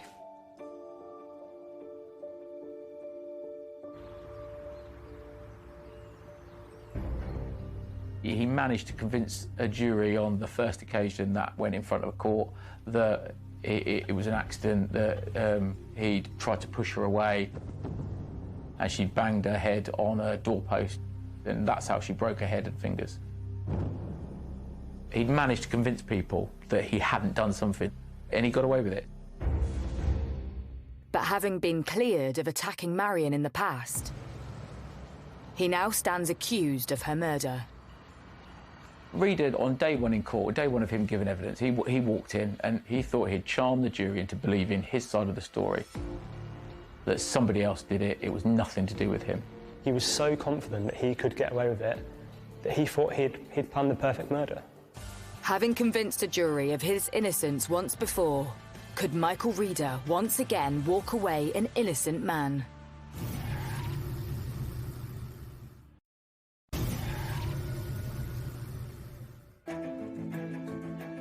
At Northampton Crown Court, Michael Reader and his best friend Stephen Welch are standing trial for the murder of Reader's ex-wife, Marion Price. We never found the motorbike. We never found the firearm. They planned this really well. From the outset, my concern was that Reader had not only planned to kill his wife, and he planned to get away with it, but he'd planned a fall guy by using Stephen Welch as that fall guy. The court hears how in November 2018, Michael Reader bought a tracking device and burner phone in order to start keeping tabs on Marion, something which the prosecution believe turned into a bigger plan. What started off as stalking her to understand who she was with and where she was and whether she had a boyfriend and what she was doing with her money to help him with his divorce turned into the ideal method of tracking her so that he could kill her eventually. And after being ordered to pay Marion £10,000 in a divorce settlement, Reader snapped. When she came in and told me about it, and she was, you know, upbeat, she was pleased that it had all gone through and it was done. But there was just a niggle, there was just something that made me think that it wasn't all over. Reader was full of hate. He couldn't get his head around why Marion would leave him. He couldn't live with the fact that she'd left him, walked away, carried on with her life, had a family that loved her. He wanted to take that away from her. It was just jealousy, it was coercive control, and it was just him trying to have the final say on what happened with her life. The court hears how on 15th of December 2019, Marion visited her sister to get her hair done before going shopping. She then drove her silver Corsa back to Earls Barton to her mother's house, where she unloaded shopping between 4:15 p.m. and 4:30 p.m. It is here the prosecution claims the tracker was removed from her car. Marion was followed home and shot dead through her window before she'd even taken off her seatbelt. But who actually pulled the trigger? Reader's defence was he had nothing to do with the murder. He accepted he was sort of directing what he referred to as a surveillance operation on his ex-wife, using Stephen to do that. What he didn't accept was ever travelling to Earls Barton himself. And his insinuation was that whilst they both knew there was a surveillance operation going on, it would have been Stephen Welsh that took it one step further, outside Reader's knowledge. But the prosecution argues differently. We believed, knowing all that we did, that Michael Reader would have wanted his ex-wife to see that it was him who was about to shoot her. And they present the evidence they believe proves it. This is where the Google data, the GPS data, came into play, was in relation to Stephen Welsh, because that showed not only had he waited patiently at Michael Reader's home address whilst Michael Reader's phone went off to Earls Barton and was located in the car park behind Marion's flat at the time that she was shot, but also, as soon as that was done, we saw Stephen Welsh's phone move from his address to meet the phone of Michael Reader in what turned out to be a garage slightly north of where Marion was living. The jury is told that after executing Marion in cold blood, Reader once again turned to his trusted friend Stephen Welsh, calling him to meet him at a nearby garage to dispose of the evidence.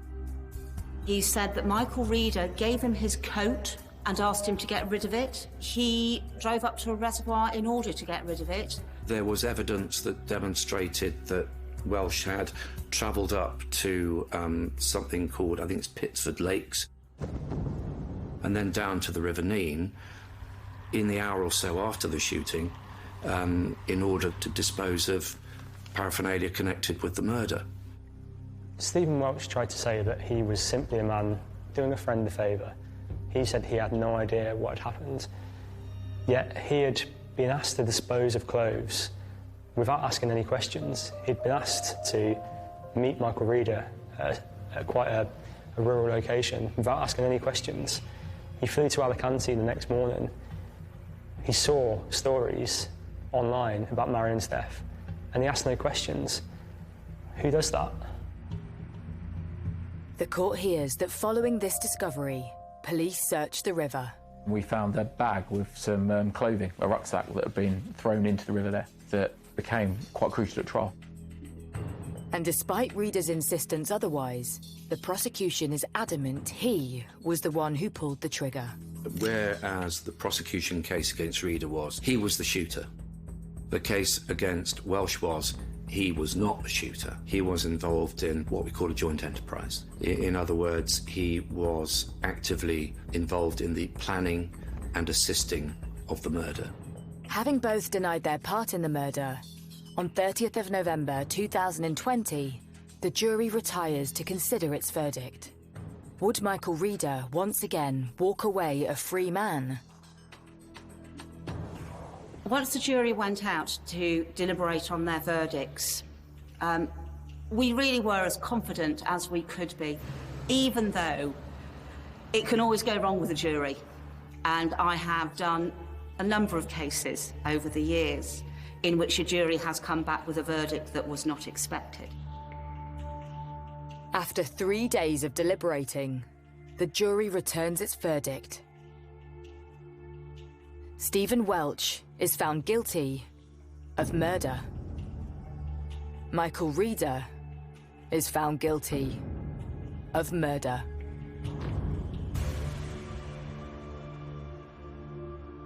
So we sat there in the court and they said guilty, and I just looked down and just started crying. Relief, you know, we've got justice for my mum. You don't feel like there's anything to celebrate when the verdict comes in. It's very sad all round, you know. We've lost our mum. Their families have lost someone in their family to prison. And it's just, there's just no one wins in that situation. No one comes out any the better. On 21st of December 2020, just over a year after the brutal murder, Michael Reader is sentenced to life, with a minimum term of 31 years. Stephen Welch is jailed for a minimum of 27 years. We were pleased with the sentencing, and the judge's sentencing remarks were great. She knew what they'd done. She sentenced them accordingly. It sends a message that this behaviour, that in this county you're not going to get away with that sort of thing. I'm sure that will be something the family will take heart in. Not from a vindictive point of view, from a point of view that he won't do anyone else any harm. I think that Michael Reader was motivated by loss of control. He lost control of Marion. She had the audacity to leave him. Despite the sentences, the pain of losing their mum is something Marion's family will live with forever. The way I feel now is a bit empty, lost, but, you know, we're getting there. Living life for her.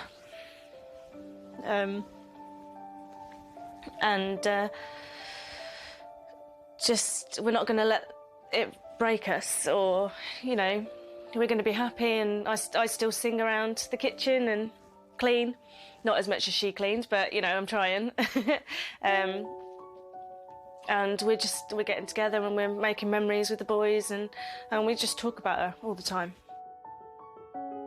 When I think about my mum and our memories, they're always happy memories. They're always filled with a lot of laughter, a lot of fun, just having a good time. My memories are of very happy times, and that's something that can't be taken away.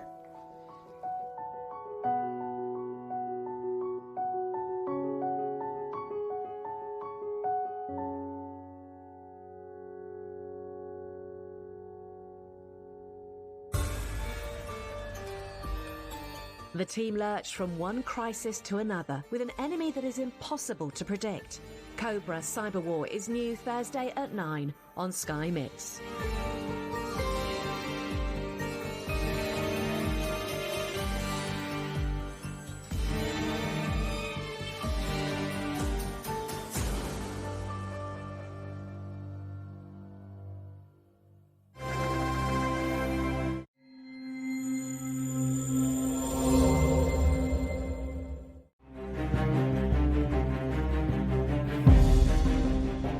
Switchboard.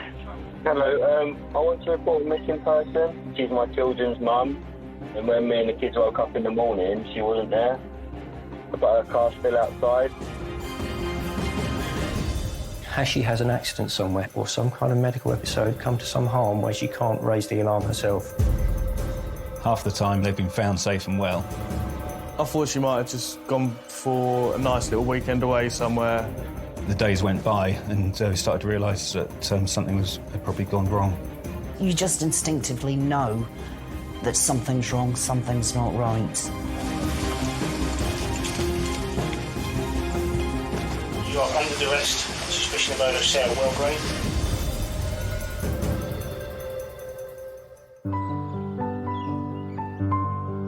In the middle of the Kent countryside lies the quiet residential area of New Ash Green. New Ash Green was built in the 1960s and 70s as a kind of model village. It's a sort of nice bit of suburbia that's been plonked in the middle of the Kent countryside. Nice place to live, bring up families, there's sports clubs, pretty quiet. There is quite a strong community there. Everyone knows each other and supports each other.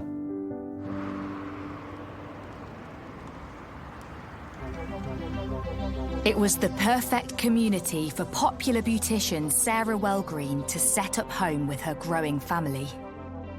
As a daughter, Sarah was everything you could wish for. She was caring, she was incredible fun to be with, brilliant company on it. You know, we used to love going shopping, ate for lunch, going on holiday together.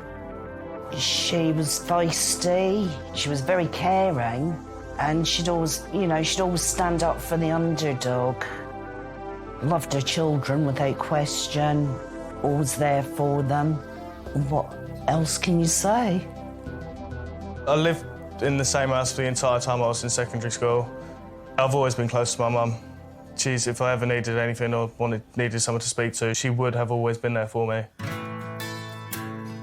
As well as sons Jack and Lewis from a previous relationship, Sarah also had 3 children with Ben Lacombe and dedicated her time to her family. Sarah worked incredibly hard for her children. She had her day job, but she also had clients in the evening and at weekends, so she had her official clients at work, she had unofficial ones, and everything she did for her children. If you went out shopping for the day, invariably the money would be spent on the children. She always made sure they had good holidays, Halloween, Easter, birthdays, never missed a thing. My mum, she always used to provide for us. She'd rather go without and see us have everything that she could give us, really. She'd always put us before herself, and it really did make her a good mum. It was great.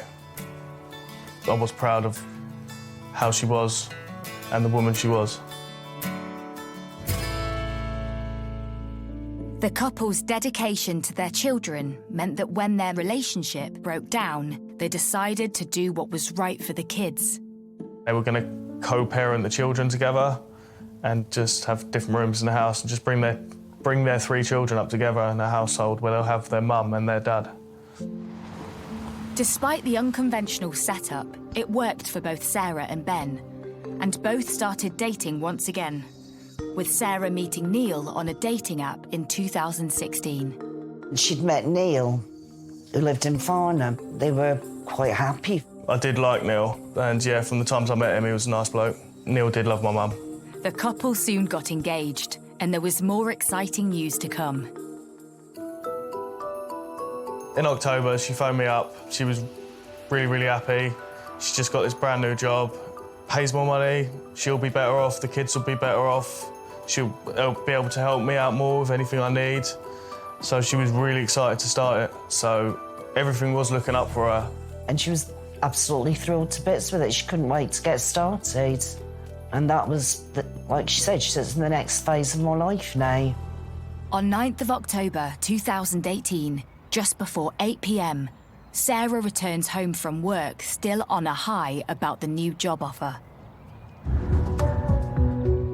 She'd come home and she'd been seen arriving, went into the house. She went to bed, texted a boyfriend, sent a few text messages to other people. She told a friend that there's always something to look forward to. You've just got to open your eyes and dream. The following morning, Sarah's boyfriend Neil texts Sarah, yet he doesn't receive any reply. After a few hours, he calls Sarah's ex, Ben, to ask if he knows where she is. But Ben tells Neil he thought she was with him.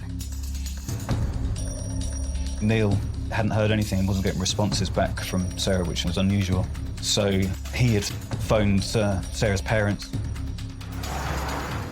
Neil rang me and said, I've been trying to get in touch with Sarah. She's not answering her phone. And I thought, well, Sarah could be a bit scatterbrained. Either her phone would be out of charge or it'd be unplugged or she'd leave it in the car. So I tried to ring her a few times and then I thought, well, when Neil said he couldn't get hold of her, to be honest, I thought maybe she doesn't want to talk to you because it could be a bit intense.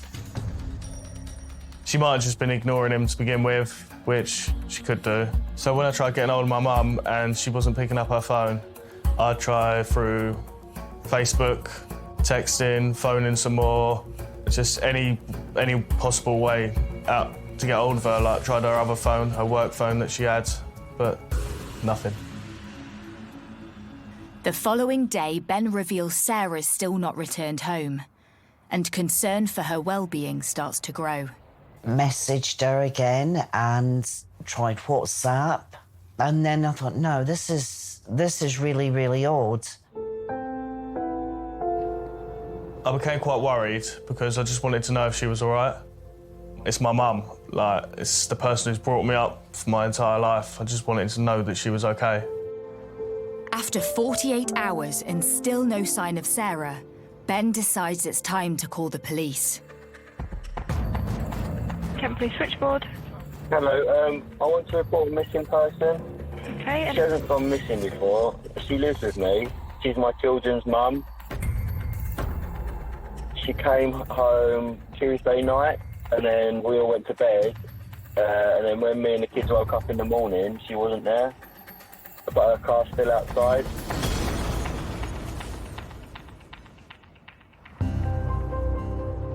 On Thursday, the 11th of October, Ben Lacombe contacted us to report Sarah had gone missing. He told us that he'd come home from work. He said Sarah had come home just before 8 o'clock and she had gone to her room and she had settled herself into her room, which was on the first floor in their house. They stayed in separate rooms in that house. He told us that after putting the children to bed in the evening, he went to bed himself in the loft converted bedroom. And he said he went to sleep, had a full night's sleep. He'd woken up in the morning and found that Sarah's car was still at the address, but she was missing. After Sarah had been reported missing, officers attended the address and we began a missing person investigation. Officers turned to Ben for help to piece together Sarah's last known movements, but he said he fully expected to see her the next morning, as it was a special occasion. He wasn't expecting that Sarah would be gone. In fact, that day was one of their children's birthdays, and they had plans, and he'd expected her to be there. Officers carry out a routine search of Sarah's bedroom and immediately notice something. What we did find was that Sarah had left behind not only her car, but her car keys, her house keys, her purse, her cash, her bank cards, her handbag. In fact, everything that anybody could tell us that Sarah had was still at the address. Certainly, it looked like she'd gone out without any planning, leaving everything behind. Concern was now growing. There was no way she'd have gone out and left her keys behind. The minute I'd realised that she'd left her handbag behind, with a purse, car keys, and so many other things that Bank Sarah, cards. of all the people, would never have gone without any of those things. For somebody that's gone missing, to have left all of those items behind was really strange and really concerning. You just instinctively know that something's wrong, something's not right. Something's happened to her.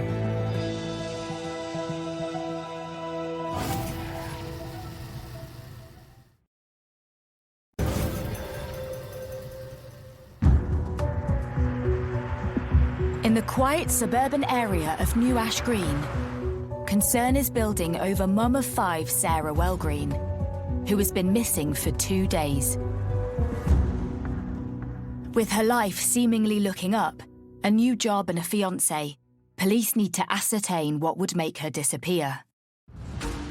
So establish a timeline of Sarah's last known movements on the 9th of October, the day she went missing. It was a normal day for Sarah. She had taken her children to school that morning. She'd then gone out to meet some of her clients. She was a beauty therapist that used to meet some of her clients at their home addresses, so she went out and saw some of those people. And generally had what her family were telling us was a normal day. Sarah drove home and went into her home address. She'd settled herself into her bedroom. We know that she'd phoned her friend, and as she was settled down for the night.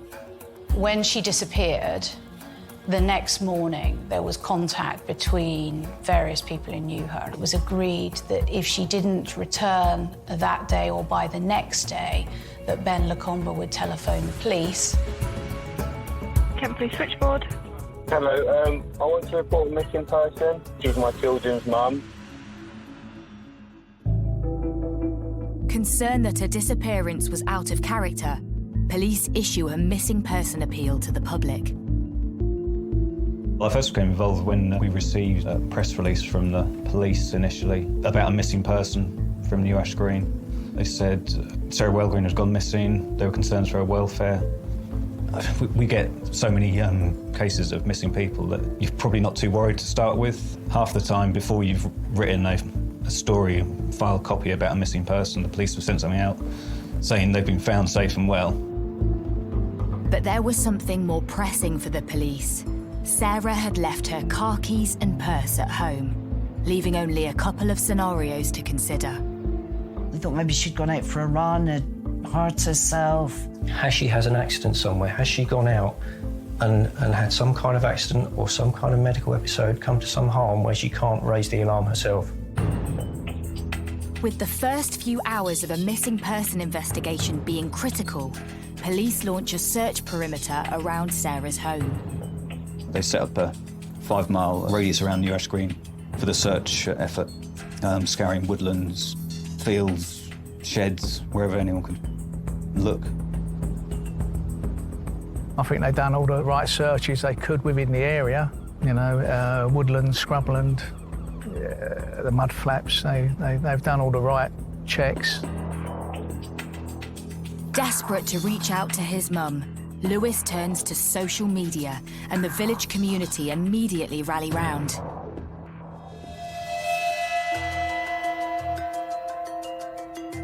Lewis put a call out on Facebook one evening saying his mum was missing and had anybody seen her? And I was thinking, oh, you know, something needs to be done. So I phoned the pavilion. They said, yeah, we can meet people there. We put a shout out on Facebook. I think the whole village answered the call, really. Yeah. Everyone turned out. The response I got from the post on Facebook, it went quite far, very, very quickly. It was shared hundreds of times. It got all over social media so quickly. And then it got put into the papers and everything like that as well, just from one little post like that. There was hundreds of people that went. Most of the village in New Ash Green went, and from the surrounding areas went as well. It did give me hope that I would be able to see my mum again.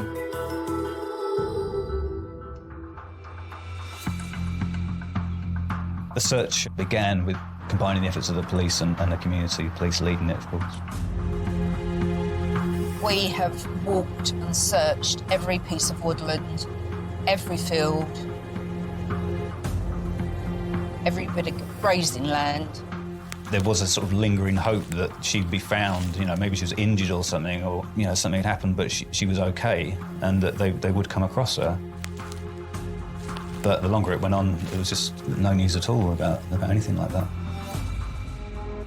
With no sighting of an injured Sarah within a 5-mile radius, police check her digital footprint for any clues into her whereabouts. The police looked at her telephone evidence, they looked at billing data, they looked at banking evidence, all various sources of evidence, looking at hospitals to see whether or not there was any trace of her. There was nothing, no footprint at all digitally of Sarah from that point onwards. With Sarah seemingly having disappeared without a trace, detectives tried to delve into her life. We spoke to many people, her family, her friends, and other people in the community, people that Sarah had as clients. We were trying to build up that picture of Sarah. She was a happy person at the time. She had just secured a brand new job offer, which she'd accepted, which came with a fixed salary and a company car. No doubt whatsoever that Sarah would disappear like that.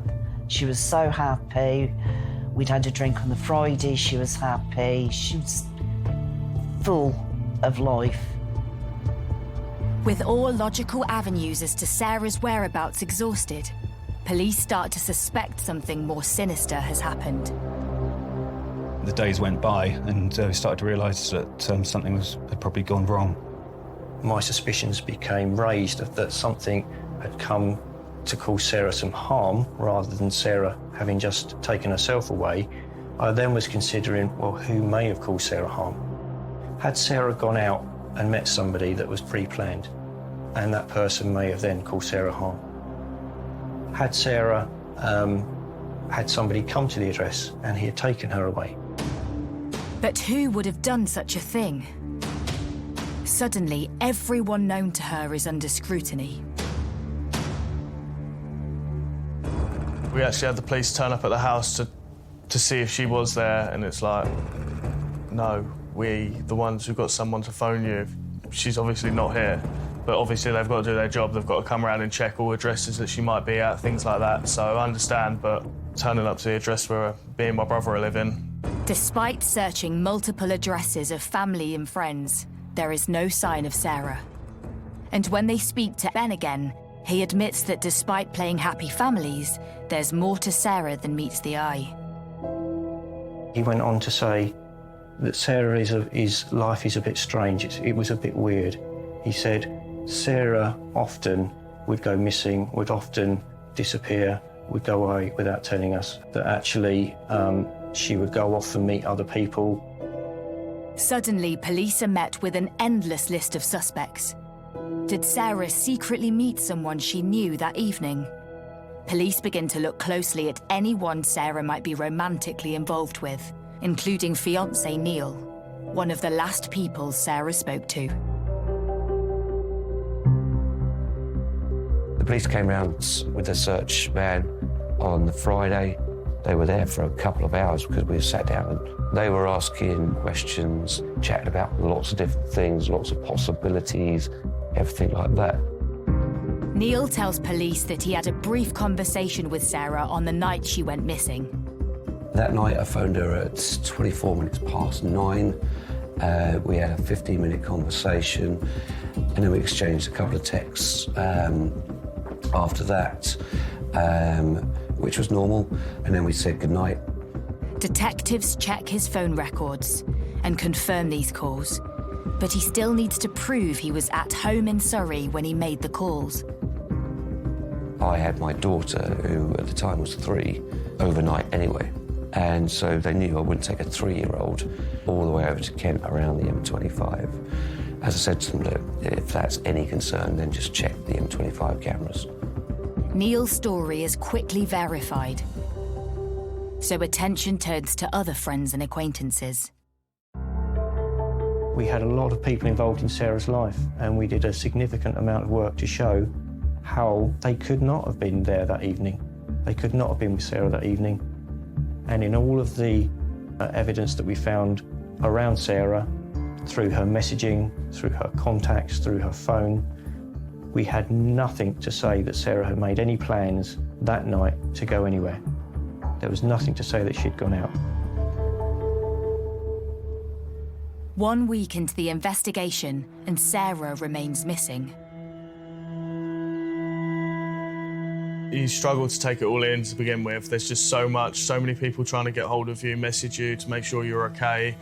It's hard to explain in a way of how it sort of makes you feel, because you're a mixture between angry, upset, worried, and you just want to know where she is.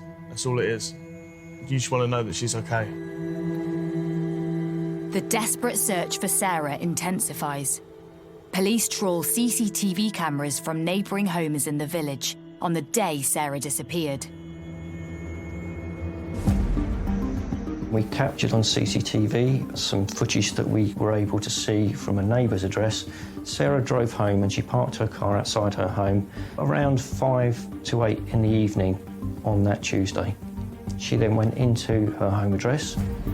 Police keep watching the CCTV, and suddenly all becomes clear. And it was from that moment that he became a suspect for potentially harming Sarah.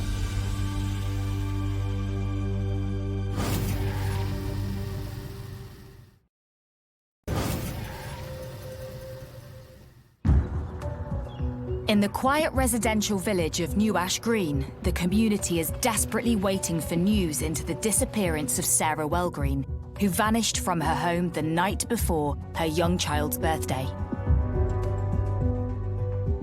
Ben Lacombe says Sarah returned home from work and both retired to their separate bedrooms. When he woke in the morning, she had gone. But a neighbour's CCTV camera reveals something unusual at 2 a.m. on the night of her disappearance.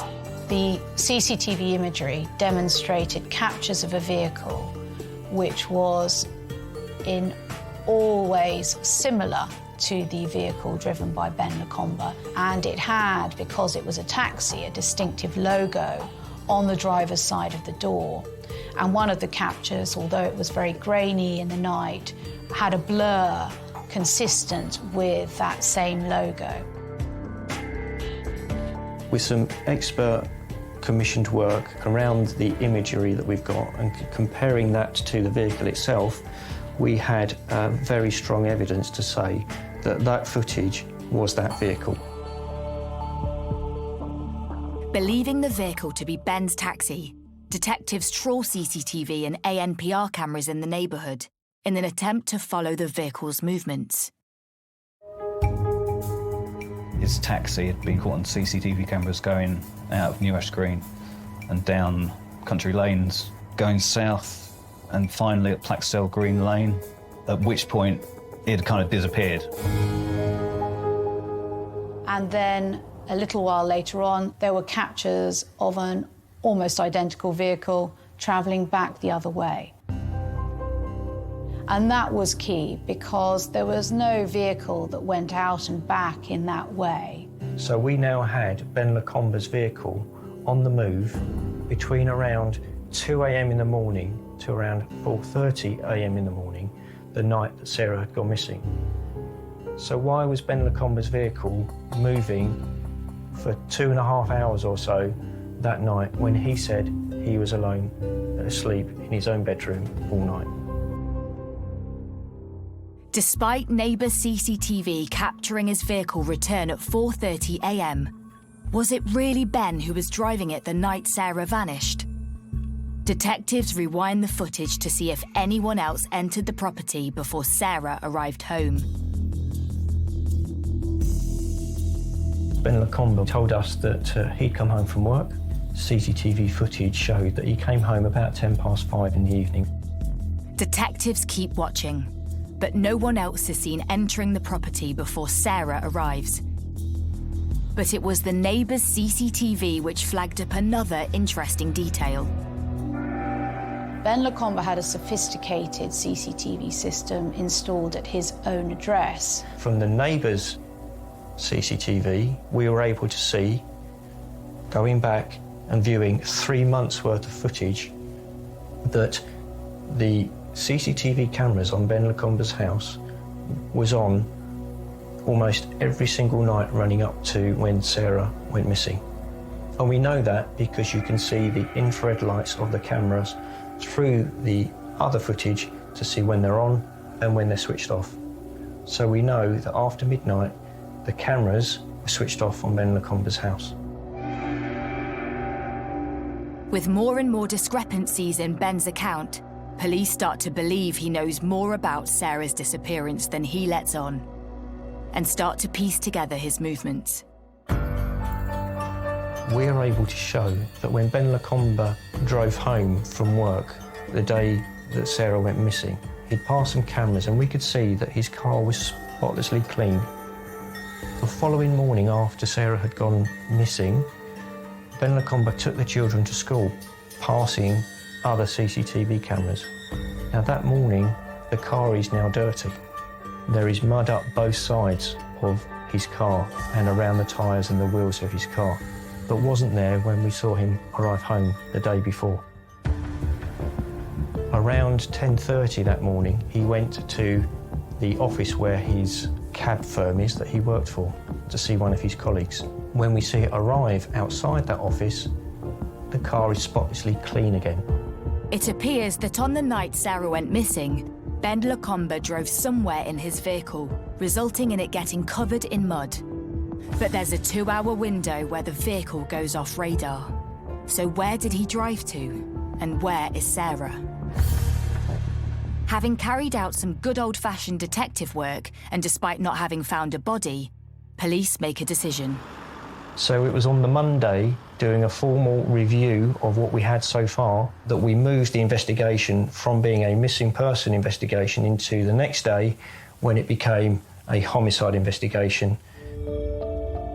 They said they weren't going to do a television appeal, and I thought, they know something's happened. And Anya, you just know that you're not going to see her again. You know that.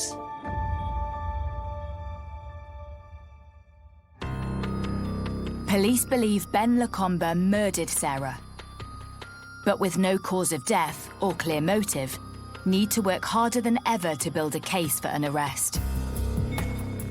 Phone records prove Sarah sent her final text at 10 p.m. Their home CCTV was switched off at midnight, giving Ben a 2-hour window in which police believe he killed Sarah, before putting her in his car and driving off.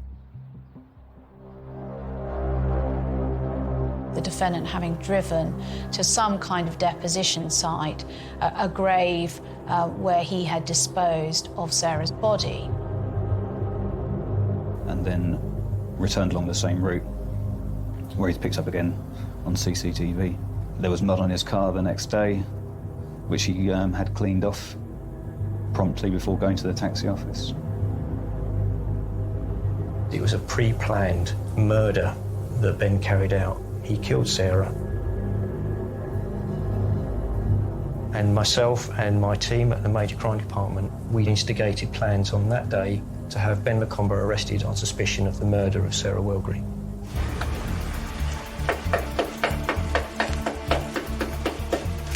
Please, can you open the door, please? Morning.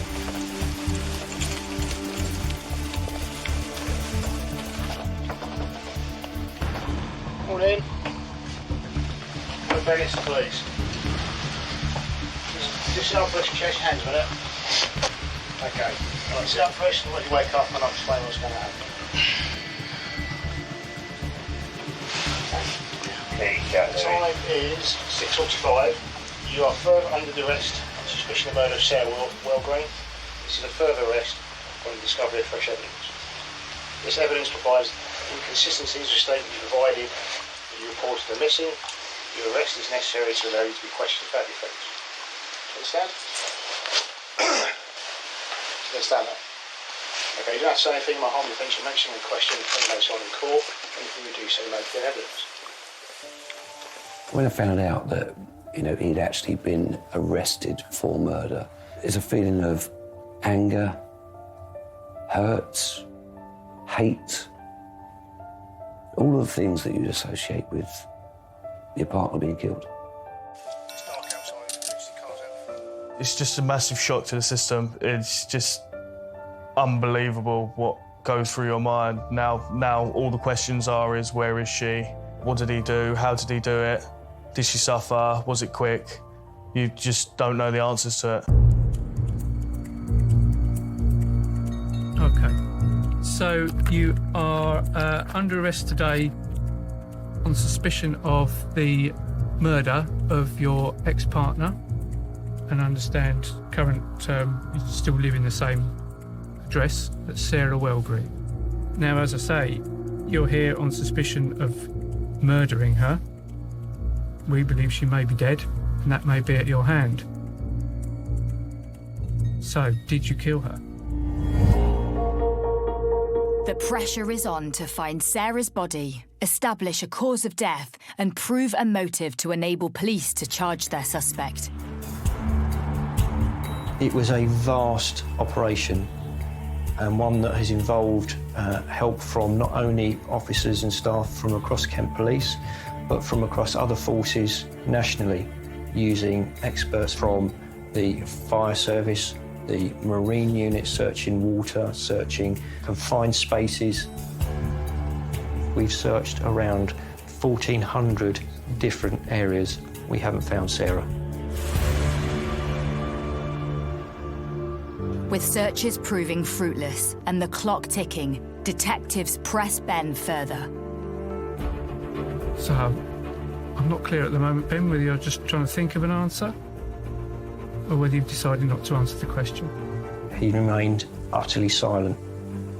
He did not answer any of our questions. He did not give us any information.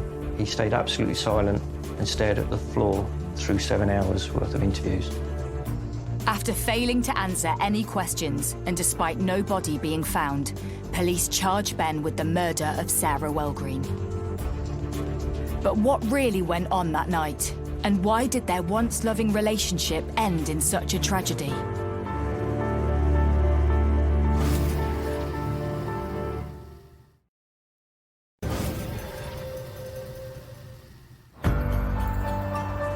In a Kent village, the body of mum of 5, Sarah Welgreen, has still not been found, but police pursue a case of murder and have charged 38-year-old taxi driver Ben Lacombe.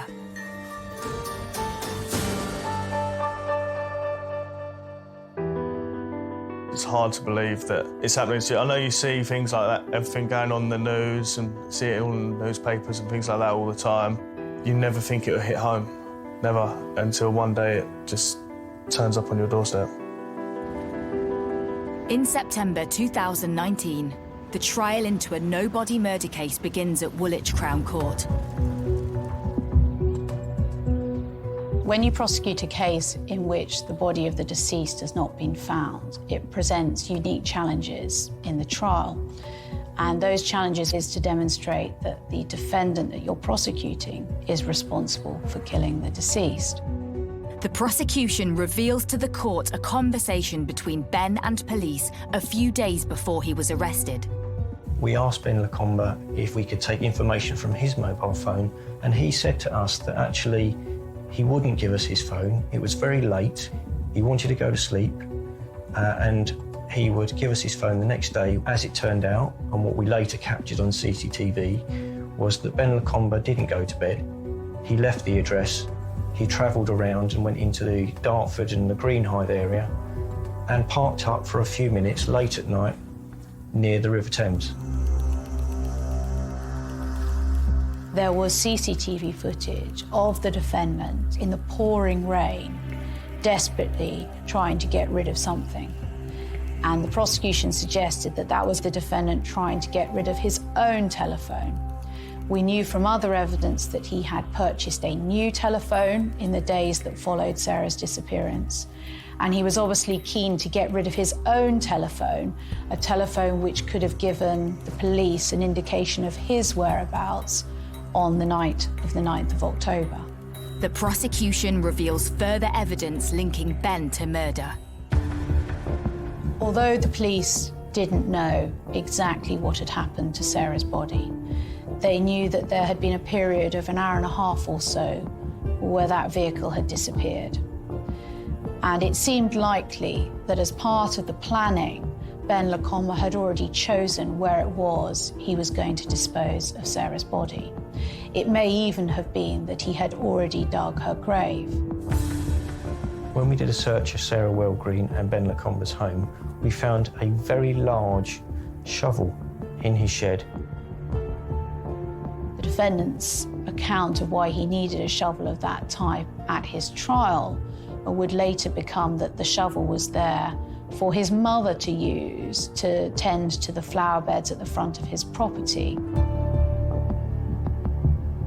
Well, on any view, the flower beds at the property didn't require a shovel of that size, and the explanation given just simply wasn't a credible reason for having a shovel of that type.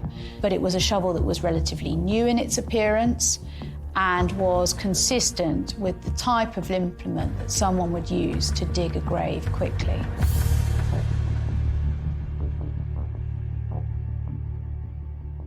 Despite presenting their evidence to court, police still have no obvious motive as to why Ben would kill the mother of his 3 children.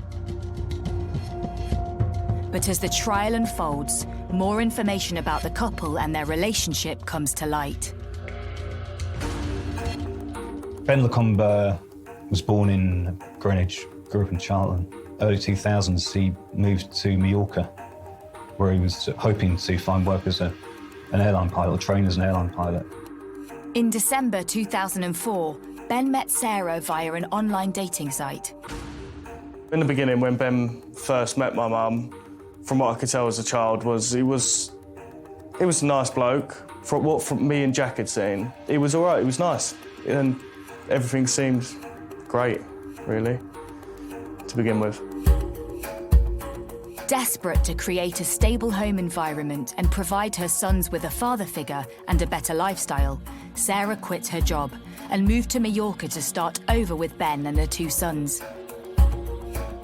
Obviously, Sarah thought, oh, this is going to be a good life. You know, I really want to give this a try. And it did sound good. But it became clear to the courtroom that their new life in the sun didn't work out as planned.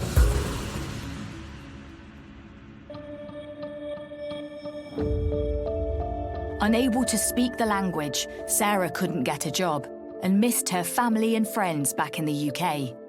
Ben's dream to become an airline pilot failed to materialise, and instead he worked a low-paid airport job. In the end, they moved back to England. By that point, they'd had their first child together, and they moved to New Ash Green. The couple settled into village life. Sarah got a good job while Ben started working as a taxi driver. But cracks soon started to appear in their relationship. They muddled along, arguing, bickering, fighting for months after that. And they finally split up. Sarah had made her mind up. She'd had enough. But if Sarah thought splitting with Ben was going to be easy, she was mistaken. He threw her, Lewis and Jack out on the street, keeping their 3 youngest children inside the house with him. I was angry with Ben, but that had been built up through a few months of just listening to the arguments and things like that, and then that just throwing us all out, it was just unfair on us, really. We had nowhere else to go. The next morning, Ben already had a court hearing arranged, and he stated in court that Sarah abandoned her children. Could he have custody? And he was awarded custody. It was all pre-planned, and Sarah could not defend herself because she did not know what was happening. Distraught that she no longer had access to her youngest 3 children, Sarah and her 2 eldest sons moved in with her mum and stepdad. We were absolutely devastated. You see your child crying and you can't help them. And we literally scraped up everything we had to go and see a solicitor. But things took a positive turn for Sarah in August 2016, when she was awarded full custody of the children. Not only that, she met boyfriend Neil.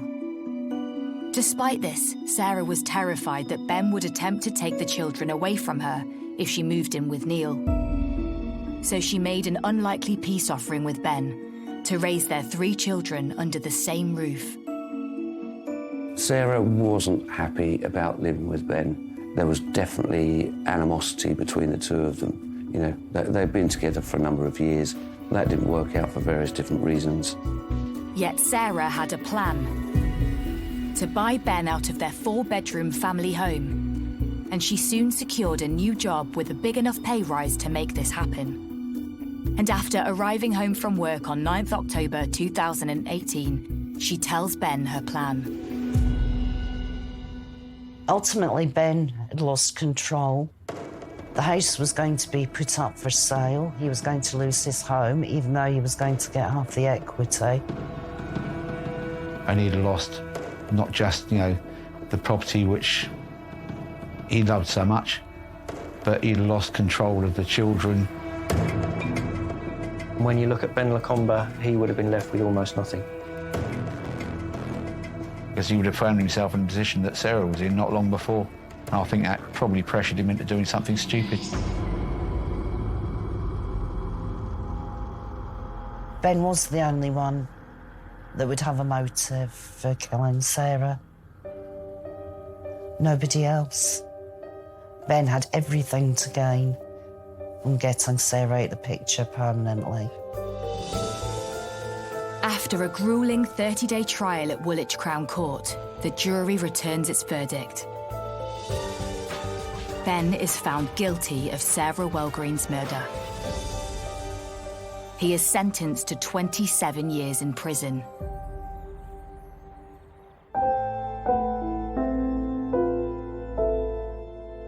"27 years for Ben Lacombe is not enough. Ben Lacombe should never see the light of day until he admits to those 5 children where he's put their mother. I've got one child who came home crying the other day because they wanted their mummy to pick them up from school one last time. So no, not enough.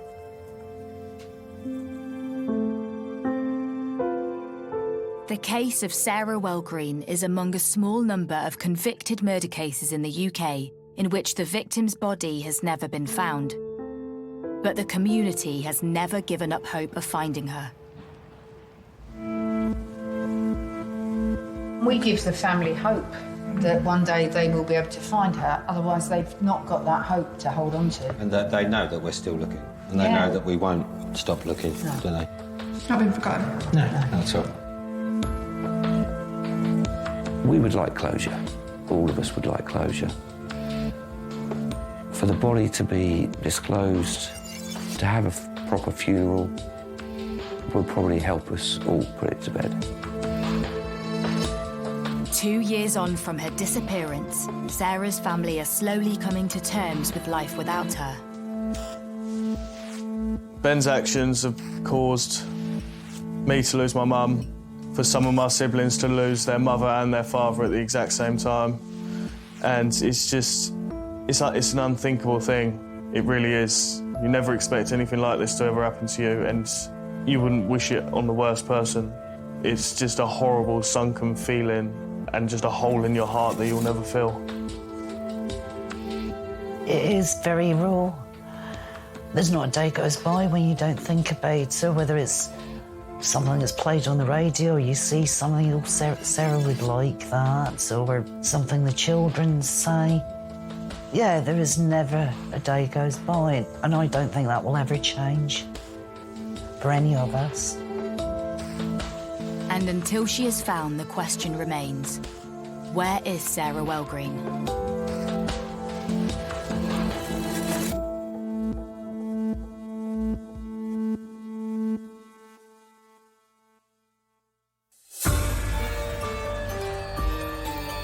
Investigate an infamous case stage by stage to appreciate the full picture in OJ Made in America, available now on Sky Documentaries.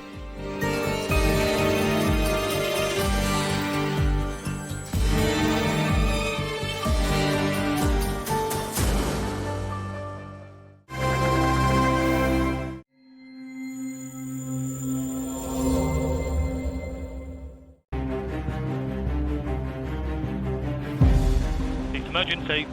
I think we've been burgled and my wife's been attacked. Please, can you send someone quickly? Yeah, I am.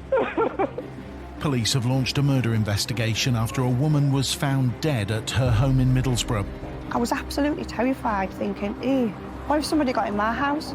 It felt like there was a serial killer at large and you wondered if they were going to do it again. When a successful pharmacist is found murdered, her devastated husband goes into shock. No, Jess, come on, baby, wake up. Baby, wake up. And a community is torn apart.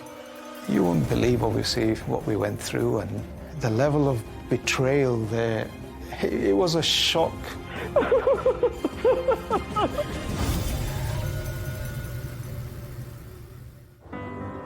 In the northeast of England lies one of Middlesbrough's most attractive areas, Linthorpe.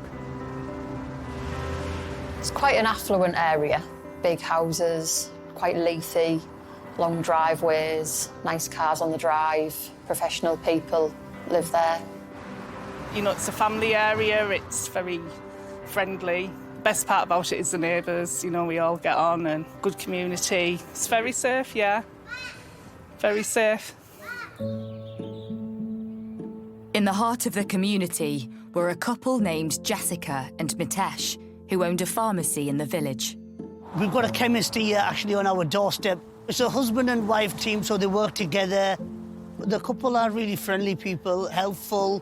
Whatever you need, they're always there for you to help you out. You know, any advice that you need, they're always there. Both Jessica and Mitesh were from large Hindu families in West Yorkshire. We grew up in a joint family, so there was 12 of us in my household. Jessica was the first child, a happy, calm child to what I remember. She was a good child, never any bother.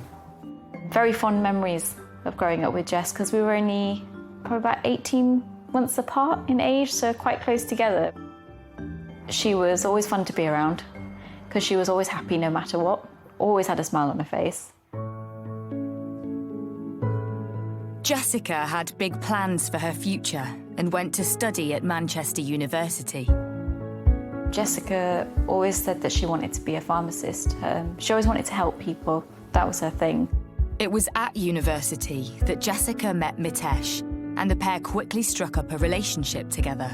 I think Jessica's mum was ill around the time that they got together, and Mitesh was support for Jessica and would, you know, say all the right things, buy her presents, teddy bears, things like that. He was constantly showering her with gifts. I think she must have had like 50 plus Me to You teddy bears in her collection because we shared a room. They were like dotted all over the room. And she was just really happy. I got privy to a lot of their evening conversations at bedtime. Mitesh and Jessica would often be on the phone, and because we were sharing a room, it would be a case of her saying to him, "You put the phone down," and he'd be like, "No, you put the phone down." They seemed just like a happy couple, well, a happy young uni couple. Jessica's mother sadly passed away, but Mitesh helped her through this difficult time, and the couple soon mapped out their future together, despite some initial resistance. Initially, when Jessica approached Dad about getting married, he wasn't so ecstatic about it. He didn't think they were a suitable match for Jessica, but Jessica persisted. She insisted that she loved him, and vice versa. She wouldn't take a no. So, of course, obviously, in this day and age, we know that we can't force our child. And when she says that, "No, Dad, if I marry, it's him that I'm going to marry." But if that's the man she wants to marry, then that be it then. In July 2009, the couple threw a big Indian wedding. The marriage took place here in my garden. It was the first wedding within the Patel or the Hindu community that had 500 or 600 people. Newly married, the couple set their sights on a fresh start and set up home among the village community of Linthorpe. They got a lease on Roman Road Pharmacy and then bought a house on the avenue. A lovely big house which needed work doing, so they spent time renovating it and building up their pharmacy, you know, becoming well-known people in the community. Having both a successful business and a new home in place, there was just one thing missing from their perfect life. Jessica wanted to be a mother. She's always had a very motherly and a maternal instinct. Being the oldest sibling out of all 6 of us as well, she was always that much more maternal. And she wanted children of her own. I think it's something they'd thought about for years. Apparently, the couple struggled to fall pregnant, so started undergoing a course of IVF treatment, which I can only assume is a really grueling process, and that shows how much they must really wanted a child. She expressed to me that it wasn't working naturally and that they were going to be starting IVF. All in all, Jessica went through 3 rounds of IVF that were unsuccessful. Each time she would ring me and she would say it didn't work, and she would be heartbroken that it hadn't worked, and I think the emotional distress of it all was just too much. She'd just come back off holiday and we were talking in the evening, and she was just telling me about the IVF and this 4th round. She was so happy because this round was a positive round. She said that it looks like it's going really well. They managed to freeze 3 embryos, and in June, so within a matter of weeks, she was due to have them implanted, and she was so positive they were going to work this time. The happiness was in her. I can't even describe how happy she was, because that dream of becoming a mother was just about to materialize for her.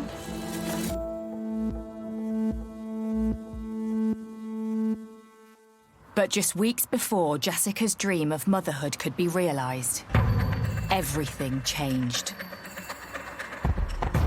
Police emergency.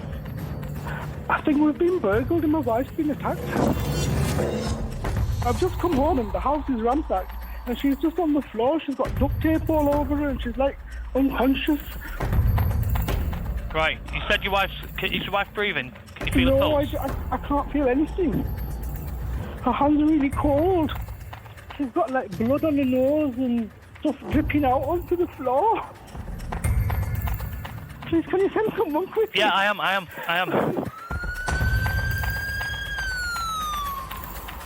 Yeah. Okay, listen. The police are outside. Can you let the police officer in? It's Jessica. I'll leave her with you, okay? Police and paramedics rush into the house and find Jessica in the living room. They try resuscitating her, but she is pronounced dead at the scene.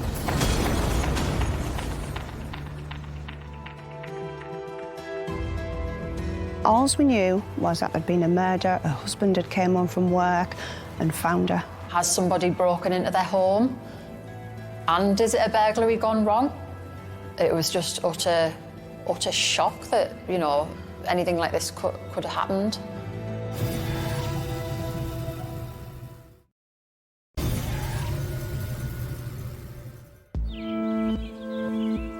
In the picturesque village of Linthorpe, the community is waking up, reeling at news of a murder.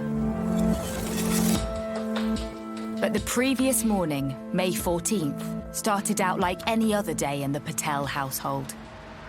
Jessica and Mitesh had been in the pharmacy working. Jessica's dad popped into the pharmacy to speak to them both. I can see that smile on the day I walked in, which would have been just after 10 o'clock. And I can still see her far back because it was a sort of a deep pharmacy. So I said, I'll be down next week. And she goes, OK, Dad, I'll see you next week. Of course, I did hug her. And I couldn't believe that I would never see her again.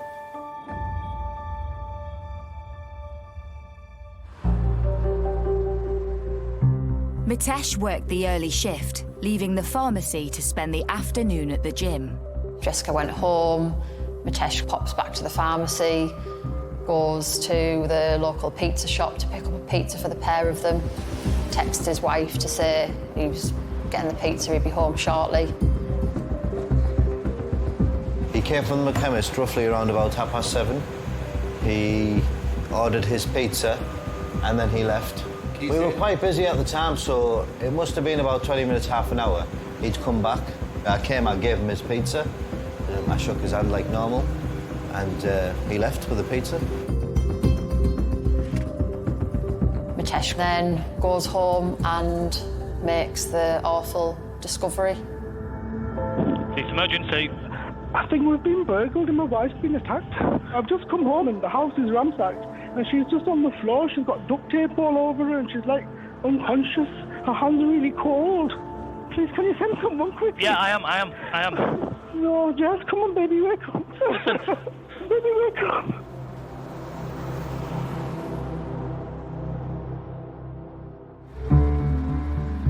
Cleveland police respond immediately and preserve the crime scene. We have in the investigation what we call the golden hour. The first hour is critical because the evidence is contained in the scene and it's nearby. You seal the scene totally and nobody, absolutely nobody, including the husband, goes back indoors. Once that's happened, you'll talk to the witness and get the story of events. News of the attack soon spreads. I just came back from a friend's house. I couldn't get into the road. Loads of armed police, 2 ambulances. It was like a movie, like something you'd see out of a movie. To be honest, it was absolutely horrendous. Police have launched a murder investigation after a woman was found dead at her home in Middlesbrough. Officers were called to a house on the avenue in Linthorpe at 8:20 on Monday evening. 34-year-old Jessica Patel, originally from the Leeds area, was found with serious injuries at an address in Linthorpe and was pronounced dead at the scene.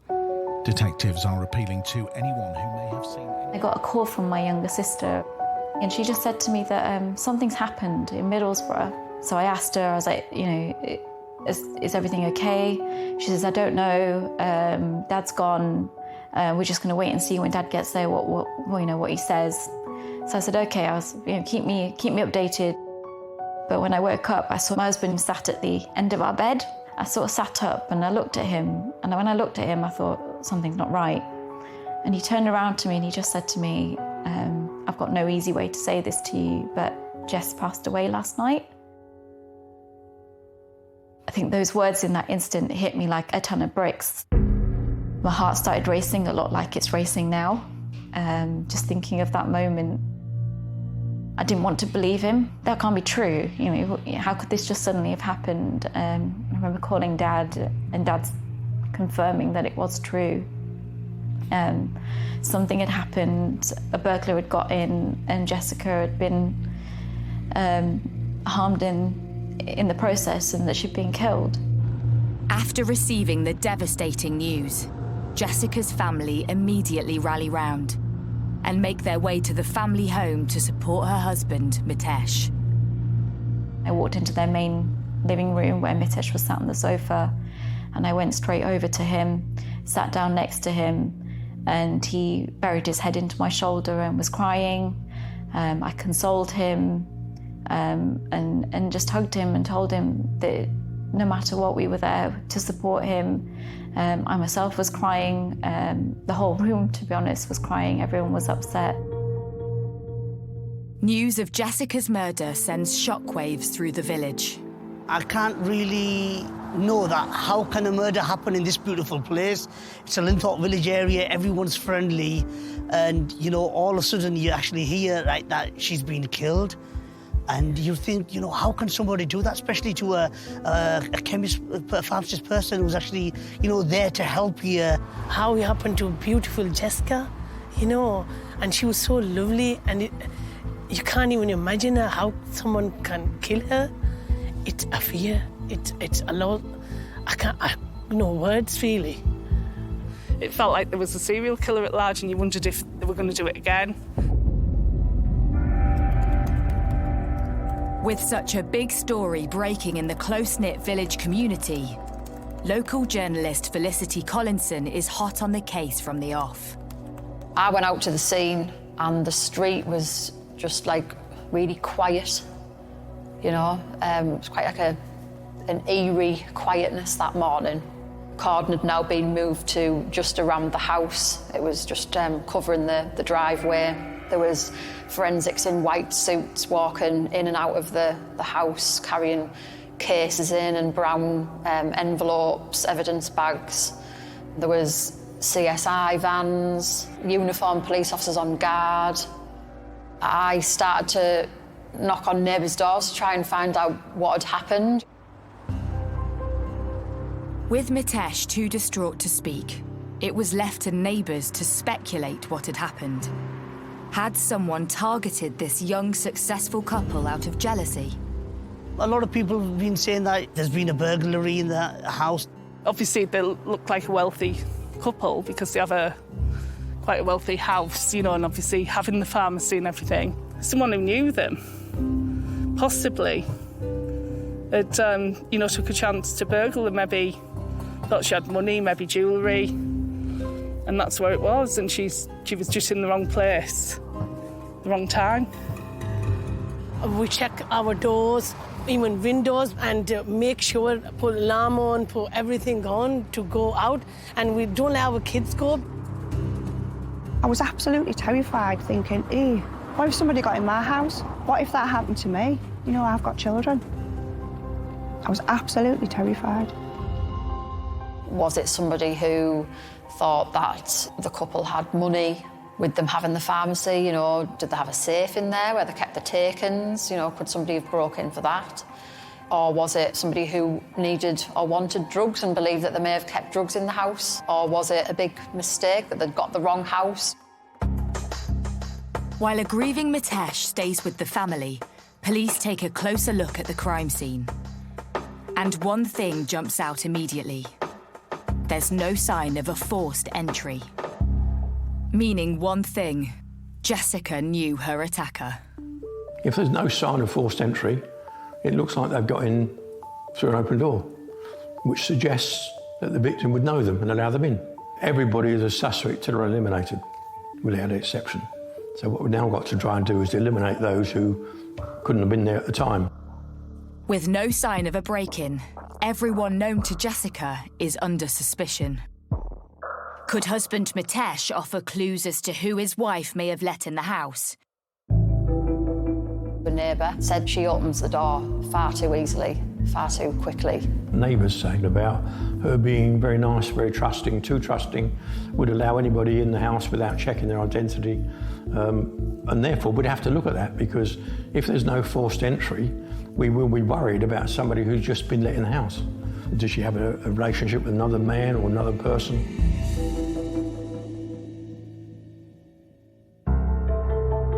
Police need to identify a timeline of events in order to pinpoint when the killer gained access to the house. So they turn to Mitesh for help. You'll want to know where he was, what time he went, because the timeline, when he left and when he came home, is significant, because you need to be looking at perhaps other houses and CCTVs. Mitesh explains to police that after going to the gym, he had gone out to get pizza at his usual takeaway, before returning home to discover his wife's body.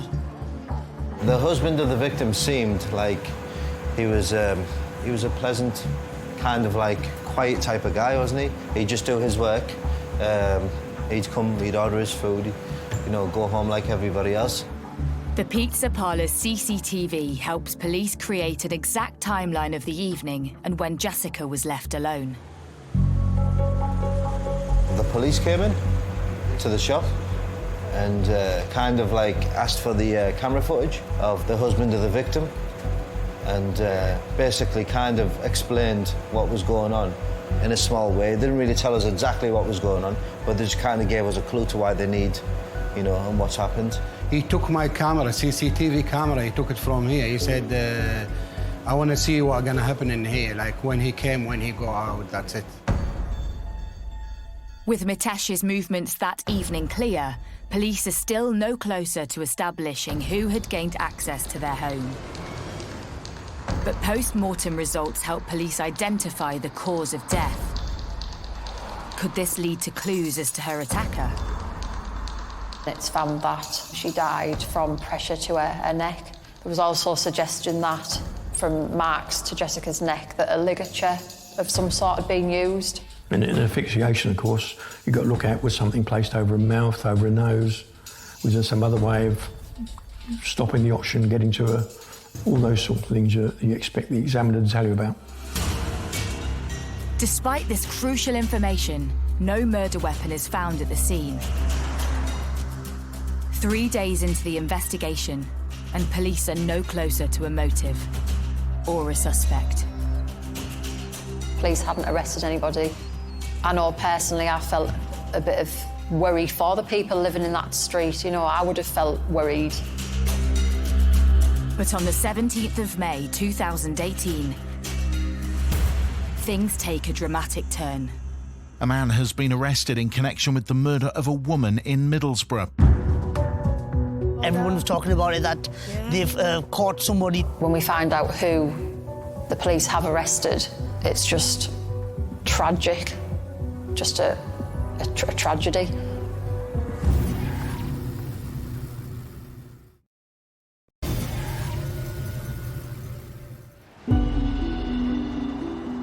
In the pretty village of Linthorpe, the close-knit community has been coming to terms with the murder of local pharmacist Jessica Patel. In the days since, Jessica's family rally around a grieving Mitesh. On Thursday morning, we proceeded to Mitesh's house again, just to lend support. I spent the morning there, but then Dad received a call from the liaison officers asking us if we could return home because they needed to speak with us. They didn't really tell me what it was for, but something related, which I thought they may want some more statements. We come home, we sat in that room, and there's the police, the family liaison officers, and they said, Mr. Patel, we have to tell you this. It's Mitesh.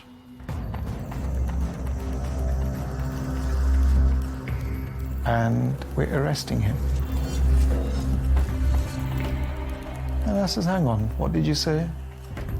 And they repeated it, where I says, look, have you got it right? And they said yes. They assured me that it's him, and as we speak, we're arresting him.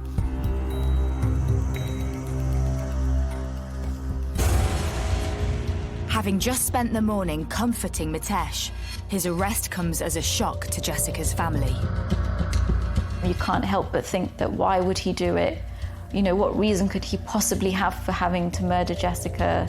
At the same time, you're like, have you got the right person? Because if you haven't, that person's getting away. Yesterday afternoon, police arrested a 37-year-old man in the West Yorkshire police area on suspicion of murder following the death of 34-year-old Jessica Patel in Middlesbrough on Monday. The man remains in police custody.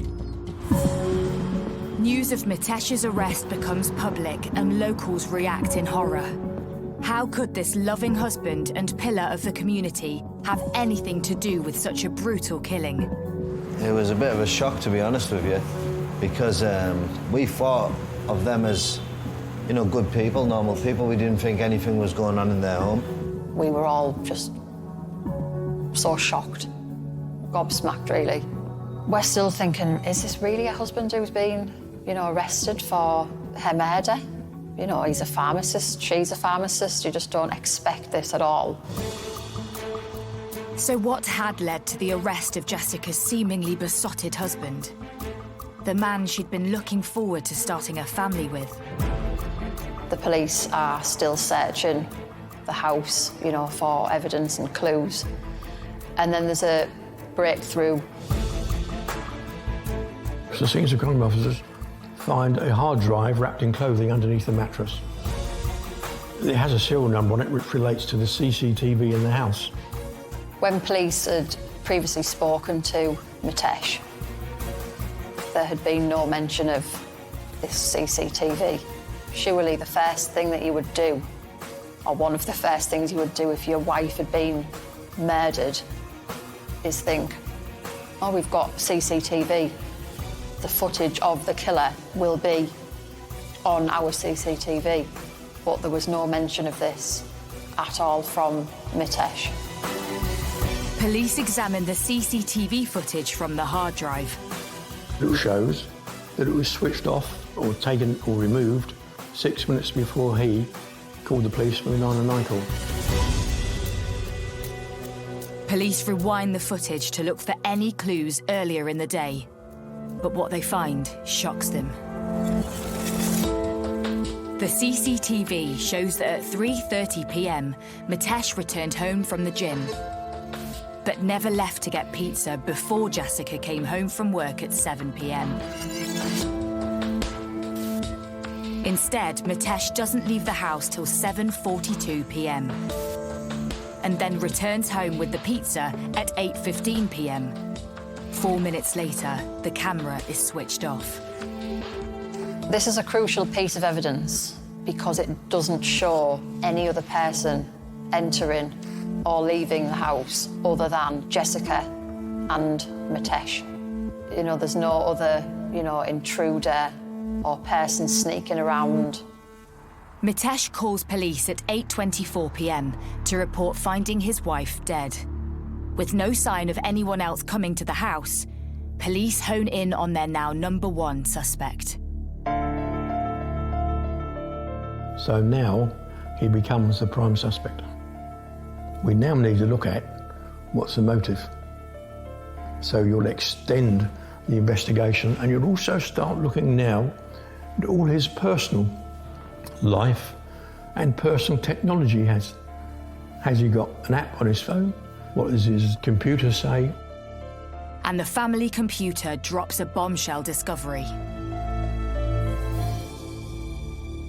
There was searches on his computer, you know, how to kill my wife. His searches included employing overdoses of insulin, employing perhaps strangulation. We've also got searches on his laptop and on his phone about the fact that he will earn £2 million in insurance payouts from his wife's death. Have police finally uncovered a motive for Jessica's murder? These were various policies that were taken out at various times.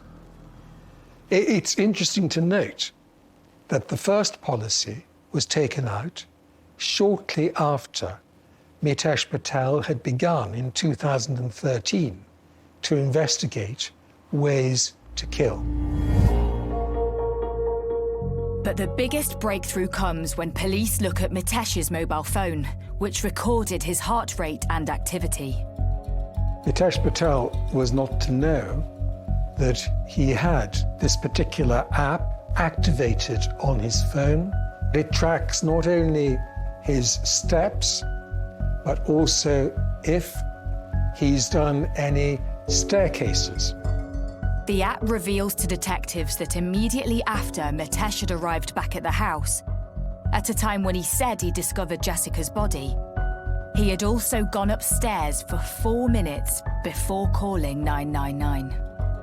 There was no reason, no innocent reason, for him to have done that if he was coming home to find his wife's body on the floor just to the right of the front door.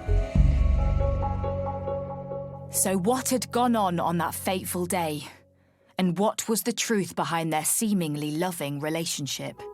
The 14th of May seemed to have begun like most other days.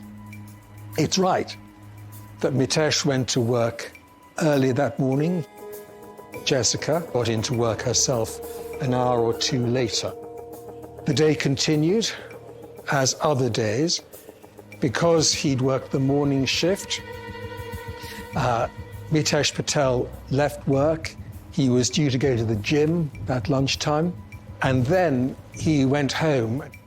He spent the rest of the afternoon in the family home, and he was there when Jessica got home from work.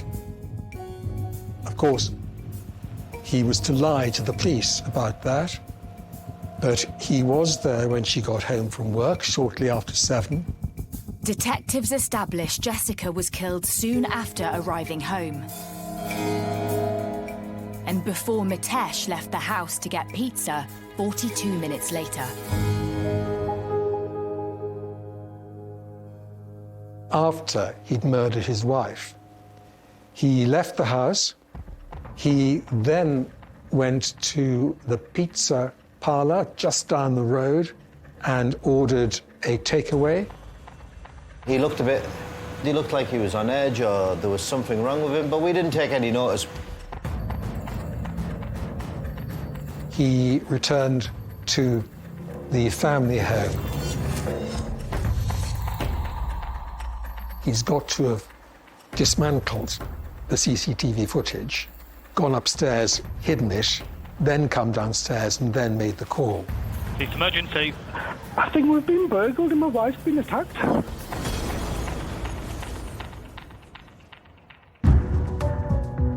Confident they have their man, Cleveland police make the decision to charge Mitesh for the murder of Jessica.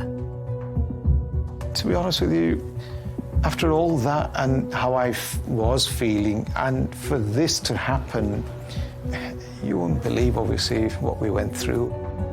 Having portrayed himself as the devoted husband, running a successful business with his wife and planning to start a family together, the truth behind this perfectly cultured facade was starting to unravel. When Jessica got married to Mitesh, I think she thought that she was going to have this lovely life with this great guy who'd bought her presents and supported her through her mother's illness. But then the cracks started to show early on in the marriage. One of the things that she found difficult was that there was not a great deal, if any, sexual activity between her and her husband. Desperate to start a family, Jessica sought IVF treatment as an alternative way to have children. But this took a destructive toll on her well-being and the couple's relationship. She was injecting herself in the stomach with steroids and all sorts, and at the time she ended up on antidepressants. She became such an anxious person. Mitesh would quite often blackmail her by telling her that he would leave her and their relationship would be over if she was unwilling to carry on with going through the rounds of IVF. And I think for her, that relationship falling apart would mean her dreams falling apart. Soon enough, Mitesh's dark side was to reveal itself. Not long after they were married, Jessica's grandfather gets ill. And in his final days, she wants to obviously spend time with her family and her grandfather. Mitesh wouldn't let her do this. And there's reports that in the car one day, she's sort of like trying to put her case for wanting to go and see her grandfather, and he doesn't want her to, and he apparently hits her. She told a family member that he put his hands around her neck and that it hurt. A pharmacy worker had seen Jessica limping, and apparently Mitesh had thrown a mobile phone at her. And as time went on, she became not just less bubbly, but more withdrawn and even losing weight. And we all came to understand that which Jessica's family suspected, that she was being controlled and kept apart from her own blood family.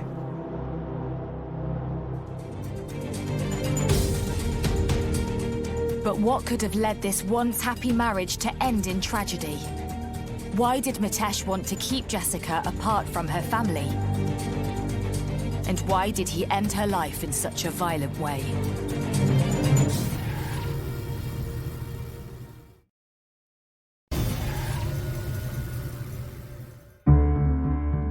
"37-year-old pharmacist Mitesh Patel has been charged with the murder of his wife Jessica in their home in the village of Linthorpe. Having pleaded not guilty, the case is sent for trial. To be honest, we can't believe that he had the audacity to plead not guilty when there was all of this evidence against him.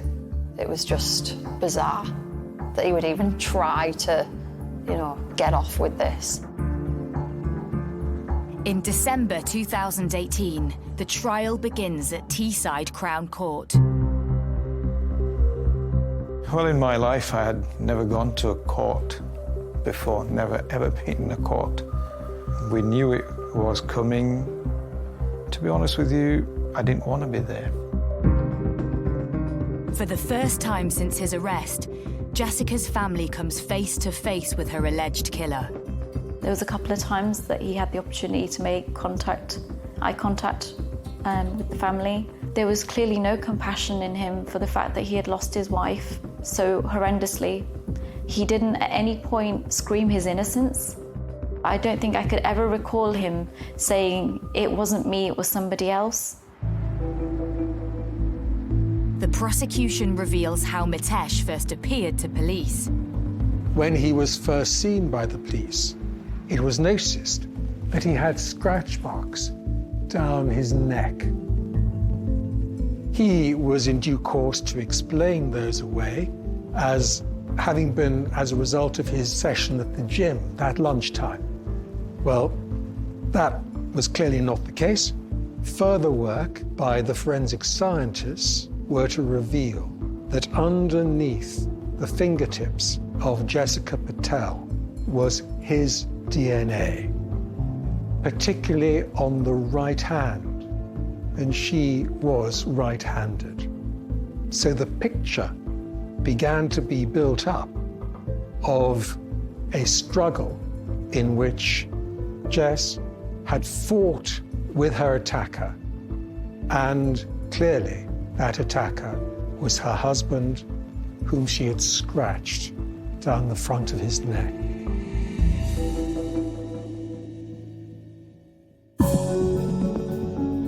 Police have never revealed what they believe to have been the murder weapon until now. It's found that she died from pressure to her neck.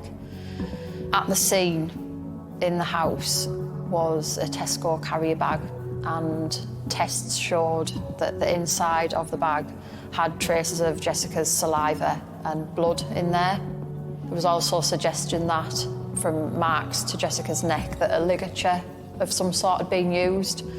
So it was surmised that the Tesco carrier bag had been used to suffocate Jessica. After suffocating her, the court is told Mitesh bound her with duct tape. Crucially for the prosecution case, a reel of duct tape was discovered in the pharmacy, with police believing Mitesh hid it after going to order pizza on the night of the murder. The jury were given both pieces to look at. They were photographed, and once the tape had been flattened, it was the clearest possible fit, just like a jigsaw puzzle. It was unique. I was present at the court every single day. I think 95% of what came out in that courtroom we were unprepared for. There was only 5% of that we went in knowing, and that 95% was devastating. To learn what Jessica had gone through, how she had died, what he had subjected her to all those years, it was just devastating. But the biggest shock was yet to reveal itself in the courtroom. Far from the perfect life they had portrayed to the world, it seems Jessica was harbouring a secret about her husband. Jessica found evidence on her husband's phone of the gay flings he was having and of pornography. He insisted it's banter. He insisted he loved her more than anyone. And if she wanted, he would give up seeing anyone else. He said all he wanted was her and to have their baby. He had extramarital affairs with men. He was a regular user of the gay app, Grindr. He was caught in clinches with another man in the pharmacy, which was recorded on the pharmacy tapes. But it soon became clear to the courtroom that Mitesh had already found another love abroad. Messages were found on his phone from a lover in Australia who he wanted to set up another life with. In 2011 December, on the Grindr app, he met a guy called Amit Patel. So was Mitesh's dreams for a new life the motive behind the callous murder? Mitesh cunningly plotted to remove Jessica from the equation. He basically wanted Jessica out of the way so that he could move on and start this new life in Australia with his apparent soulmate. But not only did Mitesh have a secret lover who he planned to move to Australia to be with, he had an even bigger plan. Mitesh wanted to bring up a child with his new lover. The child he should have been bringing up with Jessica from the frozen IVF embryo. I still can't believe that somebody could go down to that sort of level. He wanted to take this embryo with him to Australia. That was his plans.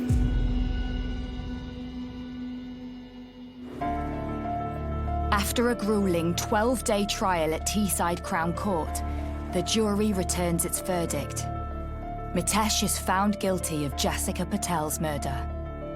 He is sentenced to 30 years in prison. When the judge passed the sentence of 30 years, again, his expression, I watched him the whole time, his expression was blank. Nothing at all. And he was gone in an instant, taken away in an instant. With Mitesh now behind bars, Jessica's family are slowly coming to terms with life without her. She was a fantastic older sister to the rest of us. I'm always going to have so many fond memories of growing up with Jess. It's just so unfortunate now that I have another memory that's so tainted. I always can't help but picture her lying there on that floor in that living room, fighting for her life. And I always think of that moment because I can only think that she must have thought of us in that moment, knowing that her life was fleeing away from her, and how desperately she must have thought, someone save me, knowing it was her husband that was doing this to her. I just can't shake that moment from my head at all. It's just there forever to stay. I wish it would go away, but it just doesn't. I want to be strong, and I want to be living the way I used to, even though I know that it's not possible, but I want to be strong. This is the worst thing that could happen on this planet, and it's happened to me and to this family. I do not want this to happen to nobody. Even to this day, every day and every time I think of her, there's a part of me that feels so much guilt inside of me that I couldn't do anything to affect a change. I didn't notice what was going on, but obviously there's no going back. There's no changing or undoing what's happened. But you've still got to live every day with that guilt inside of you and somehow reason with it as well.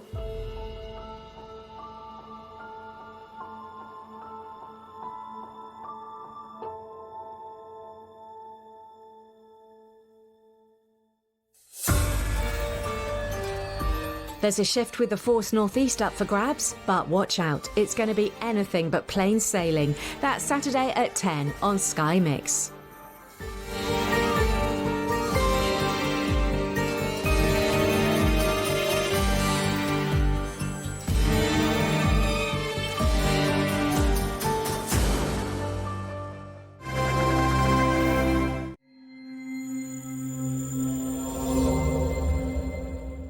Honestly, a brother who can only get day labor jobs with a middle school education is nothing but a burden to us. Ha ha ha. The father of the groom, whom I met for the first time at my sister's wedding, insulted me like that during his speech. If this continues, my sister's big day will turn into a sad memory.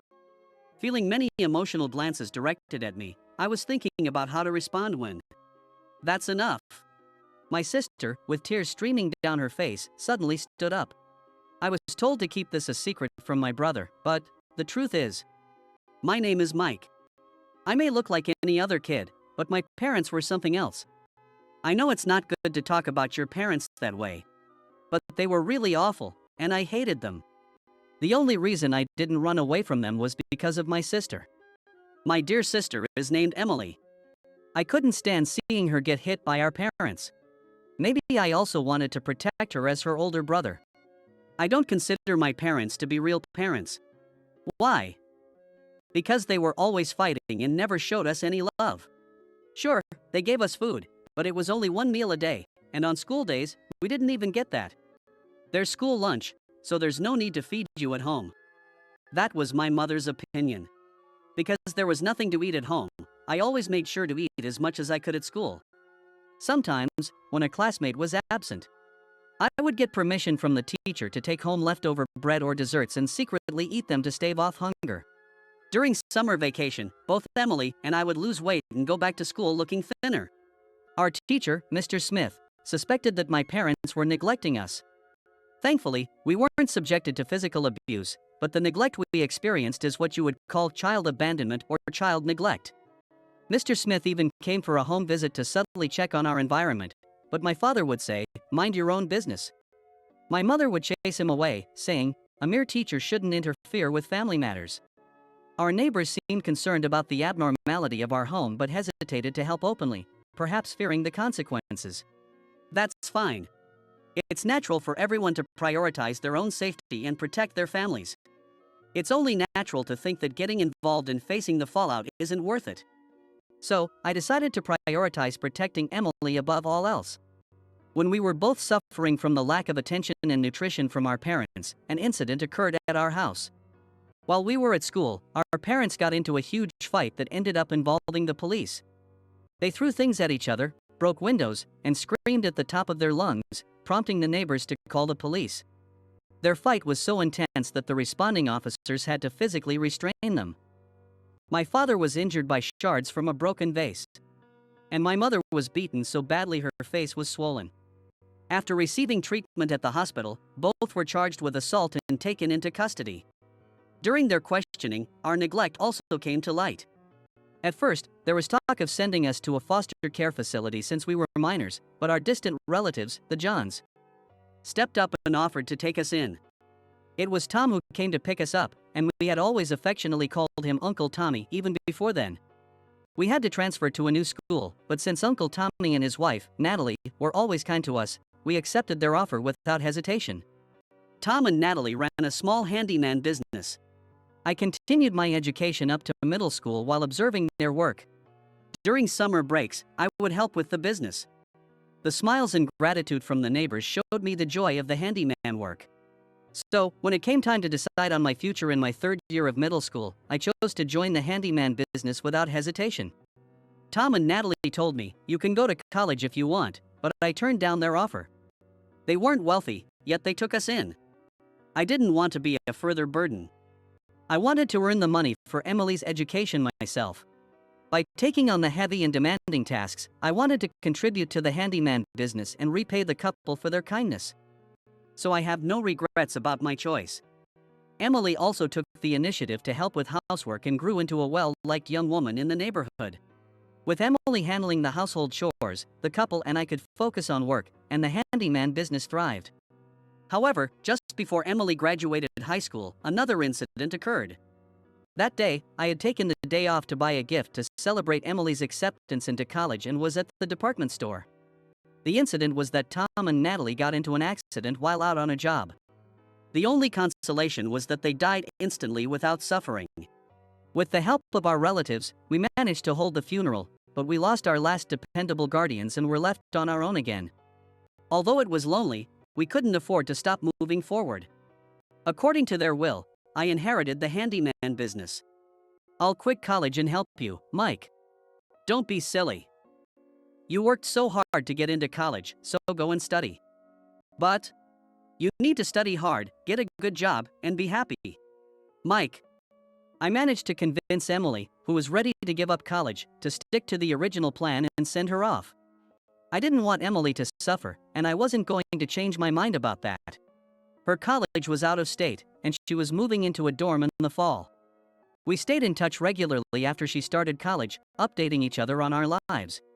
Emily graduated on time and got a job at the company she wanted. She steadily built her career, and after about 3 years, she told me she was getting married to the man she had been dating.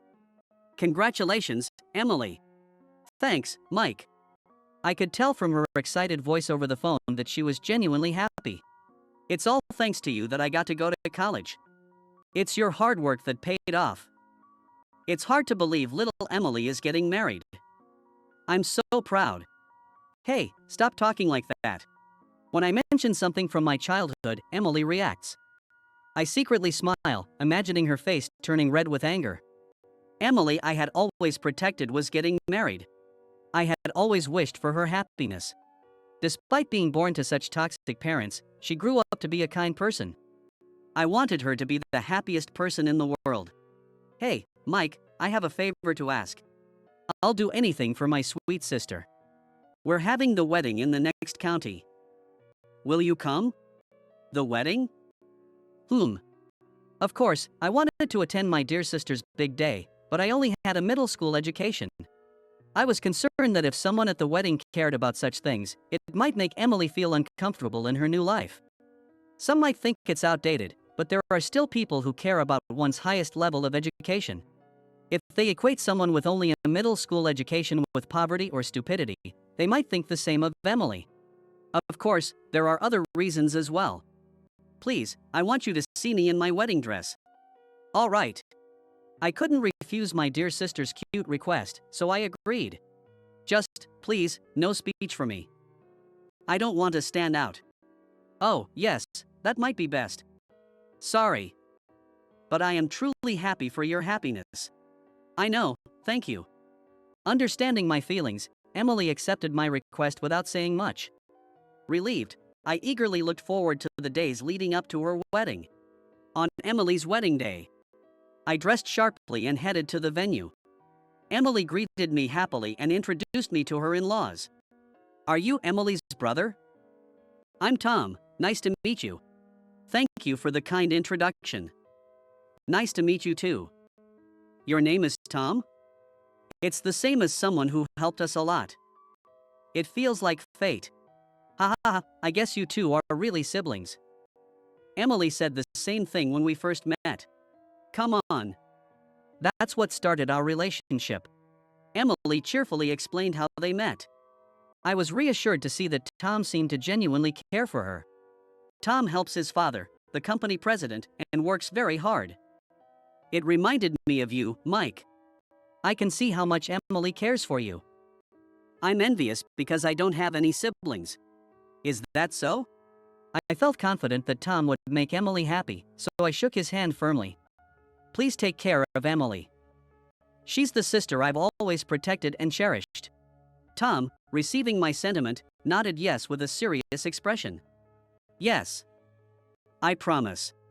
His strong words reassured me, and I felt a weight lift from my shoulders. So, I found out that Tom is a serious and kind person. Next, it was time to meet Tom's parents. I wondered what kind of people they would be as we headed for the introductions. This is my father-in-law, and my mother-in-law is over there talking to a guest. John, this is my brother. Nice to meet you, I'm Mike, Emily's brother. I'm John, Tom's father. His haughty demeanor matched that of a company president. Emily had explained that John was an old-fashioned man who had built his